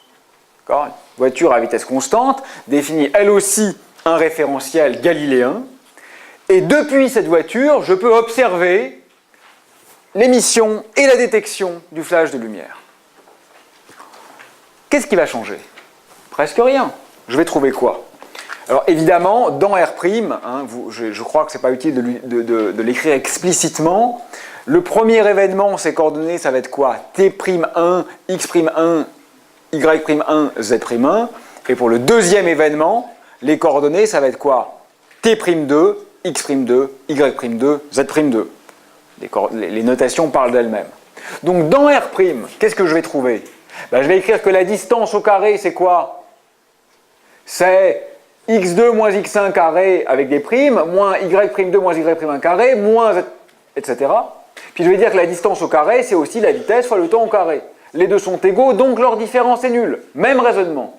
Et donc, j'écris que C2 facteur de T'2 moins T'1 carré, moins x'2 moins x'1 carré, moins y'2 moins y'1 carré, moins z'2 moins z'1 carré est égal à 0. D'accord ? C'est exactement le même raisonnement que précédemment. C'est trivial, n'est-ce pas ? Il y a quand même deux choses non triviales qu'on a faites ici. La première chose non triviale qu'on a faite ici, c'est quoi ? Voilà. C'est qu'on a mis des primes ici. Ça veut dire qu'on vient d'imaginer ou d'autoriser le fait que peut-être, le temps ne s'écoule pas pareil dans R'. Parce que dans la vie de tous les jours, si je vous dis l'intervalle de temps qui sépare, paf, paf, vous ne me demandez pas dans quel référentiel. Il s'est passé une demi-seconde pour vous comme pour quelqu'un d'autre, normalement. Là, on va dire, bon, si tout se passe bien, je vais retrouver que T'2 moins T'1 est égal à T2 moins T1. Mais ne préjugeons pas du résultat, d'accord ? Soyons de bons scientifiques et imaginons que peut-être la coordonnée T va varier quand je la mesure dans l'autre référentiel. Donc la première chose non triviale qu'on fait ici, n'est-ce pas, c'est d'autoriser une hypothétique variation du temps. Mais la deuxième chose non triviale qu'on a faite ici, c'est quoi ? C'est que nous n'avons pas mis de prime sur le C. Nous n'avons pas mis de prime sur le C. Autrement dit, nous avons supposé que la vitesse de la lumière était la même, d'accord, dans l'autre référentiel. Alors là, et je vais conclure sans doute sur ça aujourd'hui, je veux encore toute votre attention. Dans beaucoup d'ouvrages, on vous dit, en fait, c'est simplement l'application du principe de relativité à l'ajout d'Einstein. Regardez, ça paraît simple. Principe de relativité. Les lois de la physique sont les mêmes dans tous les référentiels. Einstein. La lumière se déplace à c. Donc, la lumière se déplace à c dans tous les référentiels. Vous avez compris ? Les lois sont les mêmes dans tous les référentiels. La lumière va à c, donc la vitesse va à c dans tous les référentiels. C'est comme ça que c'est présenté dans beaucoup de bons cours de physique théorique. Attention, Il y a quand même une petite entourloupe quand on le dit comme ça. Parce que là, regardez, Aurélien Barraud va à 1 mètre par seconde par rapport à la table. Mais je ne vais pas à 1 mètre par seconde par rapport à moi-même. Par rapport à moi-même, je suis à l'arrêt. Par rapport à la table, je vais à 1 mètre par seconde. Par rapport au référentiel cosmologique, je vais à 2 millions de km/h. Donc vous voyez bien que la vitesse de quelque chose n'est pas la même dans tous les référentiels. Évidemment. D'accord ? Évidemment, je ne peux pas dire, parce que les lois sont les mêmes partout, les vitesses sont les mêmes partout. Ça, c'est complètement faux. C'est évidemment faux. Donc, attention. Pour pouvoir dire que la vitesse de la lumière est la même dans tous les référentiels, ce qu'on dit effectivement, il faut bien se rendre compte qu'on érige la propagation de la lumière au rang de loi. Parce que si c'était un phénomène comme un autre, il aurait droit d'avoir une vitesse différente quand je prends différents référentiels d'inertie. La raison pour laquelle je peux m'autoriser à dire ce qu'il faut faire, notez-le, que la vitesse de la lumière est effectivement c dans tous les référentiels d'inertie, c'est pas simplement appliquer le principe sur l'ajout. C'est appliquer le principe sur l'ajout en ajoutant, en indexant par le fait que la propagation de la lumière doit être pensée comme une loi et est donc bien soumise au principe de relativité et non pas comme un phénomène contingent parmi les autres. Ok ? Donc ceci étant dit, là on vient d'énoncer la conséquence, le corollaire de ça, qui est donc l'invariance de C par changement de référentiel. Et je le redis une dernière fois, pour les plus formels d'entre vous, si vous ne me croyez pas, et j'aimerais que vous ne me croyiez pas, ça se démontre ça. Moi je vous le présente comme une hypothèse pour faire simple, mais le fait que la vitesse maximale, qui est en fait la constante de structure de l'espace-temps, est la même dans tous les référentiels, en fait on peut le démontrer. D'accord ? Ce qu'on ne fait pas. Bon. Donc en fait, ces deux petites choses non tout à fait triviales notées, qu'est-ce que je vois là ? Eh bien, je vois là que si je nomme ce nouvel objet, hop, si je nomme ce nouvel objet l'intervalle dans le nouveau référentiel, donc delta S' carré, d'accord, j'ai donc montré que si delta S carré égale 0, alors, à l'évidence, delta S' carré égale 0. D'accord ? Si l'intervalle est nul, ce qui est bien le cas dans le premier référentiel, alors vous voyez que je peux prendre exactement le même raisonnement dans un autre référentiel et que le nouvel intervalle écrit avec un prime, c'est-à-dire correspondant aux nouvelles coordonnées, est lui aussi nul. Il est 6h30, je vais écouter vos questions. J'annonce juste ce qu'on va faire, parce que là, ça pourrait commencer à vous sembler un peu formel et pénible. Ce qu'on va faire maintenant, c'est qu'on va se demander la semaine prochaine comment se transforme l'intervalle quand il n'est pas nul. Et la loi de transformation de l'intervalle, qui va nous demander un temps assez bref, peut-être une demi-heure, est le cœur de la relativité restreinte. Et nous aurons à partir de là la substance qui permet de comprendre ces effets de dilatation du temps, contraction de l'espace, etc. J'écoute vos questions, si vous en avez. Oui. Quand on parle du Big Bang, si je ne me trompe pas, bien fort. On parle du fait que toute la matière était réunie en un point, mais que l'espace lui-même était réuni dans ce point. Et après, on parle d'un espace infiniment grand. Mais on part d'un espace fini, on le fait grandir en un espace infini. En fait, de parler d'infini, c'est pas juste qu'on est incapable de voir les limites. Oui, c'est une bonne question. Donc je ne sais pas si je vais réussir à la résumer, mais en gros, tu dis que dans le modèle du Big Bang, c'est peut-être un peu contradictoire parce qu'on dit que tout l'espace était réuni en quelque chose de très petit, alors qu'on dit par ailleurs que l'espace est infini, enfin ce genre de choses. Bon. Donc je vais commenter là-dessus. Tu as raison de faire cette mise au point parce qu'en fait, il y a une réponse qui est très claire, mais il faut la faire, il faut la dire, donc ça va être l'occasion. Le mot univers est un peu polysémique. Il a plusieurs sens lui aussi. Donc là, il faut être bien clair sur ce qu'on appelle univers. Si ce qu'on appelle univers, c'est la totalité de l'espace, sans limite aucune, enfin, vraiment la totalité de ce qui existe, quoi. Alors, de savoir si l'univers est fini ou infini, nous n'avons pas la réponse. Il est possible que l'espace soit fini, il est possible que l'espace soit infini. Les deux cas sont autorisés par notre théorie de la relativité générale et les deux cas sont compatibles avec les mesures actuelles. Donc nous ne savons pas si l'univers au sens fort est fini ou infini. Néanmoins, même s'il est infini, ce n'est pas contradictoire avec l'autre expression. L'autre expression, et si tu te souviens, je suis sûr d'avoir fait attention tout à l'heure, j'ai dit dans le modèle du Big Bang que la totalité de ce qu'on voit était contractée dans quelque chose de plus petit qu'une tête d'épingle. Et j'ai fait attention de ne pas dire l'univers. J'ai dit la totalité de ce qu'on voit. C'est-à-dire que là, j'ai utilisé un autre sens du mot univers. Ce n'est pas la totalité de ce qui existe. C'est la totalité de ce qui est dans mon cône de lumière passé. C'est-à-dire la totalité de ce que je peux observer avec un instrument infiniment puissant. Ce que dit le modèle du Big Bang, c'est que la totalité de ce qu'il y a dans ma sphère de Hubble, c'est ça le terme technique, d'accord, dans ma sphère de Hubble, c'est-à-dire ce que je peux voir, la totalité de ça, effectivement, était contenue dans un volume qui était plus petit et même beaucoup plus petit qu'une tête d'épingle. Ça, c'est une prédiction claire du modèle. Mais si l'univers, ça disons typiquement au début de l'inflation. Au début de l'inflation, je peux calculer explicitement quelle était la taille de la totalité de ce que je vois aujourd'hui. Et je trouve quelque chose d'extrêmement petit. Bien. Mais ça ne préjuge pas de la finitude ou de l'infinité de l'univers.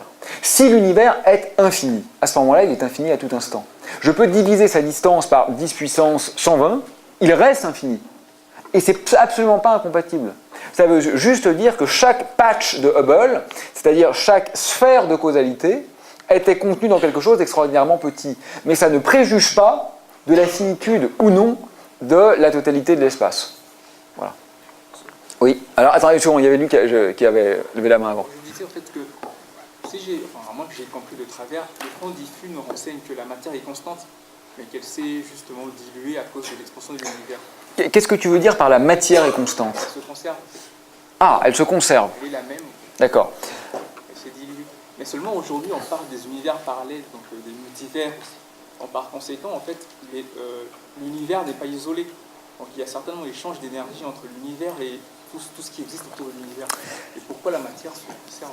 D'accord, donc pourquoi la matière se conserve avec les multivers, etc. Y a-t-il des échanges d'énergie? Alors, moi, dans le petit cours qu'on fait ensemble, je te fais souvent la même réponse, hein, je suis désolé, mais c'est parce que c'est vraiment celle que je crois sage et raisonnable.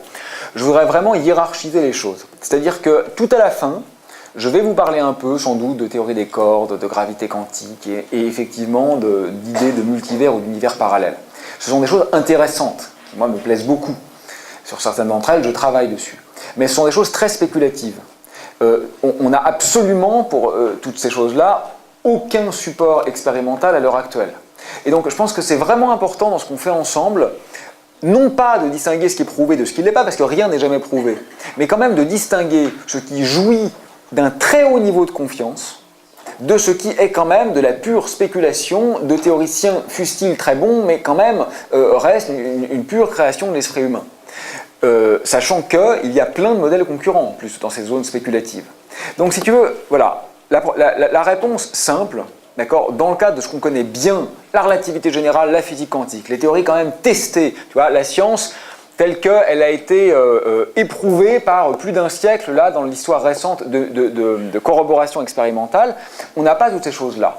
Enfin, encore que le multivers un peu, mais bon, j'en parlerai plus tard.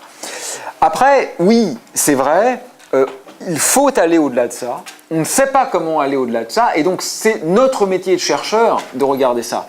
Mais je pense que pour vous, c'est vraiment très important de distinguer les choses sur lesquelles on travaille et qui, l'histoire le montre, sont la plupart du temps fausses, sont même plus que la plupart du temps, sont presque toujours fausses. Moi, dans mon domaine, il y a 15 articles par jour qui paraissent avec des nouvelles idées. Et ceci depuis des décennies. Pour expliquer, par exemple, je ne sais pas moi, l'énergie noire, l'accélération de l'univers. Mais probablement, il n'y a qu'une explication correcte. Donc ça veut dire que 99,999% de ces articles publiés dans des revues sérieuses et écrits par des gens compétents sont faux. C'est normal. C'est comme ça que ça marche, la recherche.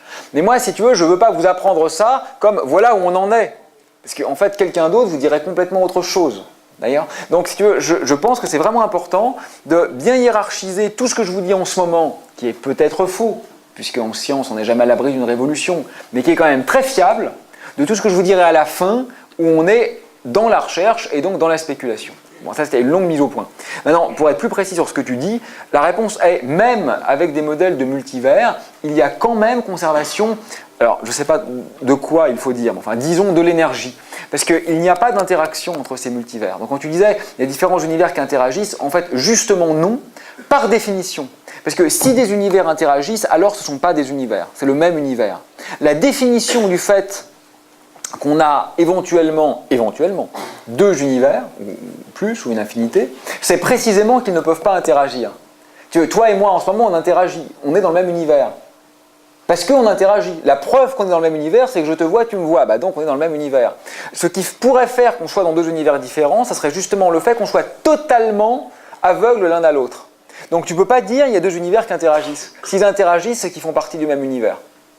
Donc on peut effectivement dire que dans chaque univers, quelque chose est conservé. Cette chose étant un peu compliquée puisque ce n'est pas forcément le nombre de particules comme on l'a vu, et même l'énergie n'est pas très bien définie en relativité générale. Mais bon, dans certaines circonstances, on peut définir quelque chose comme de l'énergie qui est effectivement conservée. J'arrive après, je crois qu'il y a une question ici. Je voudrais comprendre pourquoi vous avez... Bien, un peu plus fort s'il te plaît. Je voudrais comprendre pourquoi vous avez imposé... C'est un tout petit peu plus fort. Je t'écoute, pardon. Pourquoi vous avez évoqué une implication logique pour les deux intervalles, c'est-à-dire si delta S est nul dans R, l'autre... Oui, pourquoi à la fin du cours... Bah, génial, pas bien m'embêter. Pourquoi à la fin... c'est dangereux. On dirait que c'est un esquimau, là j'ai envie de le faire mon petit... Voilà, bon, bref. Pourquoi est-ce que j'ai parlé d'une implication logique? Parce qu'en fait, ce que je vais vous montrer la semaine prochaine, je fatigue là, parce que ce que je vais vous montrer, non, même en relativité, je ne peux pas dire ce que je vais vous montrer la semaine dernière. Ça, même chez Einstein, ça ne marche pas. Donc, pardon, je reprends mon sérieux. Donc, ce que je vais vous montrer la semaine prochaine, c'est que l'intervalle n'est pas tout le temps nul. Parce que là, tu pourrais avoir l'impression que en fait, ce que j'ai montré, c'est que l'intervalle est tout le temps nul. Il est nul dans R, il est nul dans R', ben juste, il est tout le temps nul. Non, il n'est pas tout le temps nul. Mais quand il est nul dans un référentiel, alors il est nul dans les autres. Parce que si je m'intéresse à des événements qui ne sont pas des événements de type lumière, par exemple, je lâche cette craie et un instant après, je lâche ce livre, ben, si tu calcules l'intervalle entre ces deux événements, tu vas voir qu'il n'est pas nul. Donc c'est bien une implication, c'est que s'il est nul quelque part, alors il est nul partout, mais ça ne préjuge pas du fait qu'il soit nul partout. Si justement un intervalle est nul dans Oui. un référentiel galénien, Oui. comment on démontre qu'il sera nul dans les autres Ça, je crois que c'est ce que je viens de faire. Parce que là, évidemment, je l'ai fait que pour R', mais je n'ai pas spécifié ce qu'était R'. Donc R' pourrait être n'importe quoi. Donc comme là, on a, si tu veux, si j'avais pris pour R' quelque chose de très spécial, bon j'ai dit une voiture, mais évidemment j'aurais pu dire une cigogne, j'aurais pu dire n'importe quoi qui se déplace à vitesse à peu près constante, j'aurais trouvé pareil. Donc je n'ai pas spécifié ce qu'était R'. Donc en fait ce qu'on a montré là, c'est que quel que soit R', il est nul. Si il est nul dans R. S'il est nul dans R. D'accord? Parce que je pars du fait que c'est égal à 0 et je montre que quand je passe au nouveau référentiel, c'est toujours égal à 0. Mais si ce n'est pas égal à 0 au départ, ça ne va pas devenir égal à 0 plus tard. Écoute, ce que je te propose, c'est repose-moi la question la semaine prochaine, c'est toujours pas clair. Parce que là, je me suis arrêté pour une question de temps en plein milieu du développement. Donc je pense que ça va devenir clair la semaine prochaine. Si ça ne l'est pas, n'hésite pas à reposer la question. Vous avez parlé de l'univers parallèle tout à l'heure. Vous avez dit qu'ils n'interagissaient pas avec le monde. Vous pouvez pas montrer leur existence ou leur inexistence. Donc la question est, j'ai parlé d'univers parallèles, j'ai dit qu'ils n'interagissaient pas avec le nôtre, donc on ne peut pas montrer du coup leur existence ou leur inexistence. C'est une très bonne question. Je pense néanmoins que ta conclusion est fausse, mais pour des raisons subtiles, dans lesquelles j'hésite à me lancer maintenant. Donc mon livre explique très bien ça, chez Duno, c'est vrai en plus, mais bien sûr je ne vous demande pas de l'acheter. Donc plus sérieusement, là je fatigue, je dis n'importe quoi, mais je ne suis pas là pour faire ma pub. Donc je vais essayer de répondre à ça au prochain cours. Mais je te dis quand même la substance, pas au prochain, au dernier cours, mais je te dis quand même la substance de ce qu'il y a derrière cette réponse, c'est qu'en un sens c'est vrai. Je ne peux pas aller là-bas voir qu'ils existent. Donc ça semble non falsifiable, donc non popérien, donc non scientifique. Je pense que ce n'est pas tout à fait correct parce que le multivers n'est pas une théorie. Si c'était une théorie, ça serait en effet une théorie infalsifiable et donc une théorie au statut scientifique contestable. Mais le multivers est une conséquence de théorie. La théorie, c'est la relativité générale, c'est la théorie des cordes, c'est l'inflation, c'est la mécanique quantique. Et ces théories-là, elles, on peut les tester ici et maintenant. Si on les a testées suffisamment bien, alors on est obligé, pour des raisons de cohérence logique, d'accepter leurs conséquences. Ça, c'est une première réponse. Une deuxième réponse, c'est que, curieusement, on peut quand même mettre le modèle à l'épreuve. Donc j'ai écrit il n'y a pas très longtemps un petit article de recherche là-dessus, publié, pour tester les univers parallèles de la mécanique quantique avec la cosmologie. Alors c'est un peu technique, mais je fais la réponse en 1 minute, je ne sais pas si ça va être clair, en 1 minute. D'un point de vue quantique, imagine que tu as 2 évolutions possibles, vers l'univers A, enfin le cas A ou le cas B. Le cas A est très probable, le cas B est très improbable. D'accord ? Mais le cas A génère un seul observateur, disons, et le cas B génère des milliards d'observateurs. Dans l'acception usuelle de la mécanique quantique, où il n'y a pas d'univers parallèle, tu t'en fiches du nombre d'observateurs. Ce qui compte, c'est qu'est-ce qui est probable, qu'est-ce qui est improbable. Si le cas A est probable, tu dois être dans le cas A. On s'en fiche qu'il y ait des observateurs ou pas. Ça ne rentre pas dans le calcul de la probabilité lors de l'effondrement de la fonction d'onde. Mais dans l'interprétation univers multiple, tous ces univers-là, ils sont réels. C'est pas simplement qu'il n'y en a qu'un seul et tu ne sais pas lequel c'est, ils existent tous. Et si tu as un univers qui est beaucoup moins fréquent que les autres, mais dans lequel tu as exponentiellement plus d'observateurs, et que toi, tu es un observateur aléatoire, en fait, tu as plus de chances d'être dans le cas B que dans le cas A. Donc finalement, il n'est pas exclu qu'on puisse trouver des tests très indirects de ces hypothèses-là. Mais soyons honnêtes, hein, à ce stade, c'est de l'expérience de pensée. Je serais totalement incapable de faire le test concrètement. Ouais. J'ai la question de base de la relativité que je pose tout le temps, que je n'ai jamais compris. Si on suppose qu'un objet va à la vitesse de la lumière et qu'il émet un photon qui va à la vitesse de la lumière, nous on est fixe, on voit dépasser la lumière cet objet. L'objet qu'il émet, on le voit comment? Il ne peut pas aller plus vite que la lumière, mais il est émis à la vitesse de la lumière. Oui, alors donc la question que tu poses en disant que tu l'as posée plein de fois, sans obtenir de réponse qui est en gros que se passe-t-il quand un objet qui va à la vitesse de la lumière, on va dire ou presque, parce que s'il faut qu'il émette, il ne peut pas y être tout à fait, mais émet un photon, etc. Bon, la réponse est très claire. La loi de composition des vitesses en relativité n'est pas la loi de composition de Galilée. Donc là, je m'avance sur ce qu'on va faire, mais en mécanique galiléenne, c'est très simple. Hein. Les vitesses se composent linéairement. C'est-à-dire que si je marche par ici à une vitesse V1, et que quelqu'un marche vers moi à une vitesse V2, par rapport à l'amphi dans les deux cas, notre vitesse relative c'est V1 plus V2. C'est d'accord, hein, c'était une voiture à 20 km/h, une voiture à 30 km/h, la vitesse relative des deux voitures, c'est 50 km/h. Voilà, c'est tout con. En relativité restreinte, c'est pas le cas. En relativité restreinte, la loi de composition des vitesses est bien connue. La vitesse relative, c'est égal à V1 plus V2 divisé par 1 plus V1 fois V2 sur C carré. C'est pas une vue de l'esprit, c'est pas un vœu pieux, ça se calcule, ça se démontre à partir des hypothèses qu'on fait là. Donc c'est quelques lignes de calcul et on démontre ça. Et là, tu vois tout de suite la réponse. Tu as un objet qui va à C par là et tu as un objet qui va à C par là. Donc la réponse naïve, elle, la vitesse relative est 2C, n'est-ce pas? Bah regarde, C plus C, donc au numérateur ça fait 2C.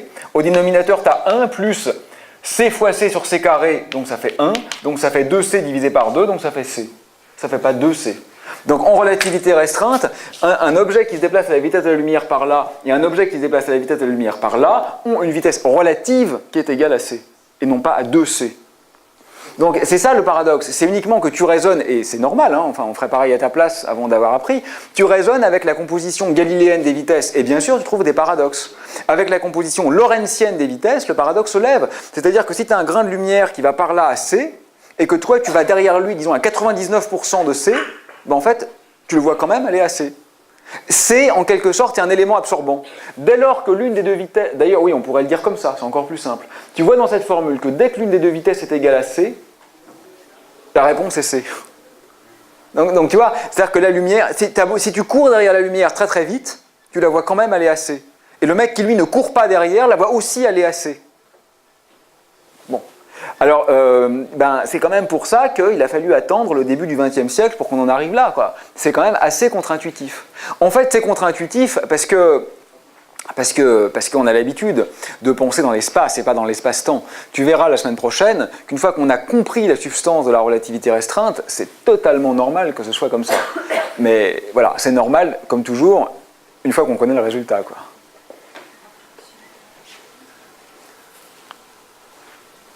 Une dernière? Allez, le même. Le meilleur. Pardon. Non. J'ai lu un truc il y a un moment que j'ai pas complètement compris, qui dirait que là en ce moment notre univers est en train de s'étendre et les scientifiques se demandaient s'il allait être en expansion indéfiniment ou si un jour il allait revenir à l'état d'un Big Bang, qu'il allait se replier sur lui-même et que ça se calculait, j'ai pas trop compris comment, et qu'il fallait trouver un chiffre et que les scientifiques tombent pile poil sur le chiffre qui dit les... comment dire? D'accord. La limite entre les deux. Pour savoir, mais à un chiffre près, quoi. Donc la question qu'il pose en gros, c'est quel est le futur de l'univers? Va-t-il y avoir expansion indéfinie ou recontraction en Big Crunch?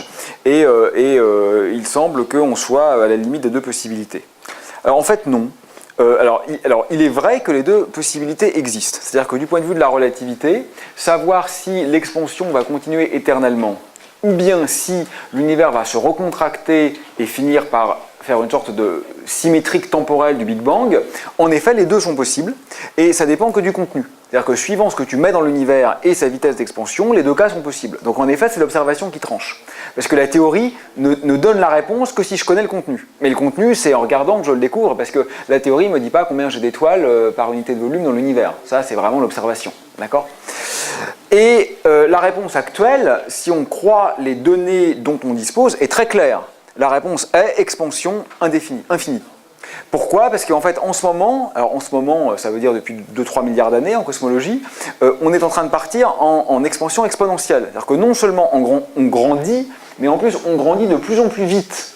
Et la raison pour laquelle on grandit de plus en plus vite, c'est qu'on est dominé par ce qu'on appelle une constante cosmologique, dans les équations d'Einstein, fut-elle effective, et on sait que quand cette constante cosmologique domine, forcément après elle domine toujours. Donc actuellement, la réponse observationnelle est très claire, c'est expansion sans retour. Bien sûr, je ne suis pas devin. Peut-être que dans 1000 milliards d'années, il va se passer une transition de phase dans l'univers que personne n'avait prévue, ou que les lois d'Einstein ne sont pas absolument précises, ou que voilà, il faut être très prudent. Mais je dis que si on utilise les lois connues avec les observations connues, la réponse n'est pas sur le fil. La réponse est expansion. Là où on est sur le fil, c'est pour la question de savoir, par exemple, si la géométrie de l'espace est de type sphérique ou hyperbolique. Là, les mesures qu'on a sont compatibles avec les deux. Ça, c'est vrai. Oui. Vous avez dit que, juste après le Big Bang, il y a eu une phase d'expansion énorme. Et là, vous dites que depuis ce temps, on est en expansion exponentielle. Enfin, exponentielle, c'est pas pour ça. Oui, alors, donc c'est une question sur l'expansion de l'univers et l'expansion exponentielle et l'inflation. Donc, alors, comment ça s'est passé? En fait, il y a eu différentes phases dans l'expansion de l'univers, d'accord? Et bon, là, j'anticipe, hein, parce que ça, je vous en parlerai plus tard, après la relativité, mais puisque tu me poses la question, je peux le dire maintenant. Ce qu'on croit, d'accord, c'est qu'il y a eu, donc on note généralement A, le facteur d'échelle, la taille de l'univers. La taille, si c'est une sphère. Qu'il y a eu d'abord une phase d'expansion exponentielle avec un facteur d'échelle qui varie comme exponentielle du temps. C'est ce qu'on appelle l'inflation. Ça a eu lieu 10-30 secondes après le Big Bang, ça a duré très peu de temps, ça a démesurément augmenté les distances dans l'univers, mais ça a duré très peu de temps. Ensuite, on pense, et ces on pense à chaque fois sont quand même très très bien fondés. Hein. Ensuite, on pense qu'il y a eu une ère durant laquelle l'univers a été dominé par du rayonnement, la lumière si tu veux, et alors le facteur d'échelle a augmenté comme la racine carrée du temps. Toujours une fonction croissante, mais beaucoup plus lente. Hein. Ensuite, on pense qu'il y a eu une ère de domination par la matière, et le facteur d'échelle a augmenté comme la puissance 2/3 du temps. C'est encore plus lent. Et on pense que depuis quelque temps, on repart en exponentielle. Donc ça, c'est 10-30 secondes après le Big Bang. Ça, c'est entre 10-30 secondes et quelques centaines de milliers d'années. Ça, c'est entre quelques centaines de milliers d'années et quelques milliards d'années. Et ça, c'est à partir de quelques milliards d'années. Et si on ne se trompe pas, pour toujours. Mais comme on ne sera pas là pour le vérifier, on peut dire des conneries, personne ne nous contredira. Dernière question. Est-ce que l'expansion de l'univers a des conséquences sur notre planète, peut-être pour le dérèglement climatique par exemple? Ah oui, c'est une question intéressante. Est-ce que l'expansion de l'univers a des conséquences sur notre planète, par exemple sur le dérèglement climatique? Alors, je vais répondre en deux temps. Sur le système solaire, la réponse est très claire en fait, et elle est non. Parce que l'expansion de l'univers est quelque chose qui n'a lieu qu'à grande échelle. Donc si on restait dans cet amphi-là pendant 10 milliards d'années, on ne se lasserait pas, n'est-ce pas? La distance entre nous n'augmenterait pas. Elle n'augmenterait pas du tout. Ou même, de façon moins caricaturale, la distance Terre-Lune ne suit pas du tout l'expansion de l'univers, d'accord? Ou la distance Terre-Soleil ne suit pas l'expansion de l'univers. C'est normal, c'est bien compris ça. C'est parce que localement, la métrique, ce qui décrit la géométrie de l'espace, c'est pas du tout la métrique Friedman, Lemaitre, Robertson, Walker, qui décrit l'univers à grande échelle. C'est la métrique qui vient de Schwarzschild, on est autour de la Terre. Donc, localement, si tu veux, pour le dire de façon un peu bébête, la gravité est tellement forte qu'on est complètement découplé de l'expansion cosmologique. On a notre microphysique locale qui n'est pas du tout la macrophysique globale. Donc ça, la réponse est non. Voilà. Mais l'autre truc que je voudrais dire, et qui n'a rien à voir avec ta question, mais j'en profite, enfin, qui a sans doute rien à voir avec ce que tu as en tête, mais j'en profite pour le dire, c'est que sur le dérèglement climatique, faites preuve, comme dirait mon ami Richard, mon voisin, d'autodéfense intellectuelle. Hein. C'est-à-dire que c'est quand même une situation assez compliquée, ça. Parce que la situation en ce moment est catastrophique, d'accord? C'est un fait, c'est pas une croyance, c'est pas un modèle, c'est un fait, d'accord? L'extinction des espèces qui a lieu en ce moment sur Terre est catastrophique, d'accord? Et l'origine anthropique, c'est-à-dire humaine, de cette extinction ne fait aucun doute. D'accord? Voilà, c'est un fait. Donc quand vous lisez sur Internet que peut-être c'est du A, ce sont des groupes de pression d'extrême droite américaine qui veulent continuer à polluer en toute impunité et qui disent n'importe quoi, d'accord, pour continuer à pourrir vos vies, nos vies, celles de nos enfants et à faire augmenter exponentiellement le nombre de cancers et la disparition des espèces. Donc ce sont des salauds et des débiles. D'accord? Donc il faut être très vigilant par rapport à ça. Le changement climatique, la disparition des espèces, c'est l'homme. Enfin, quoi, merde. On se met dans une pièce, on augmente le chauffage et on ferme la porte. À votre avis, qu'est-ce qui se passe? Et oh ben je sais pas, peut-être qu'il y a d'autres... Non mais attendez, c'est exactement ce qu'on fait, hein. D'accord? On ferme la porte et on augmente le chauffage. Et vous croyez que, ah bah non, c'est peut-être pour d'autres raisons que la température monte finalement. Non mais attendez, il faut être sérieux 2 minutes, d'accord? Donc soyons sérieux, nous sommes à l'origine d'une catastrophe et il faut quand même au moins l'assumer et si possible en tirer les conséquences, quoi. Après, sur les conséquences, c'est politique. Si vous préférez effectivement continuer à aller dans le mur, ça, c'est plus de la science, c'est un choix politique. Bon, que je ne partage pas, mais que vous avez le droit de faire. Mais le diagnostic scientifique, ça quand même, c'est un peu, je ne parle pas pour vous, hein, mais je trouve que ceux qui le mettent en cause sont quand même des irresponsables, quoi. Voilà. Je veux dire, on peut douter de tout, mais enfin quand même, le révisionnisme ou le négationnisme en histoire, ce n'est pas bienvenu, c'est le moins qu'on puisse dire. Voilà. Donc on peut douter de tout en principe, mais en fait, soyons intelligents et doutons de ce qui mérite de douter, pas de ce qui est évident pour tous les spécialistes. Bonne soirée.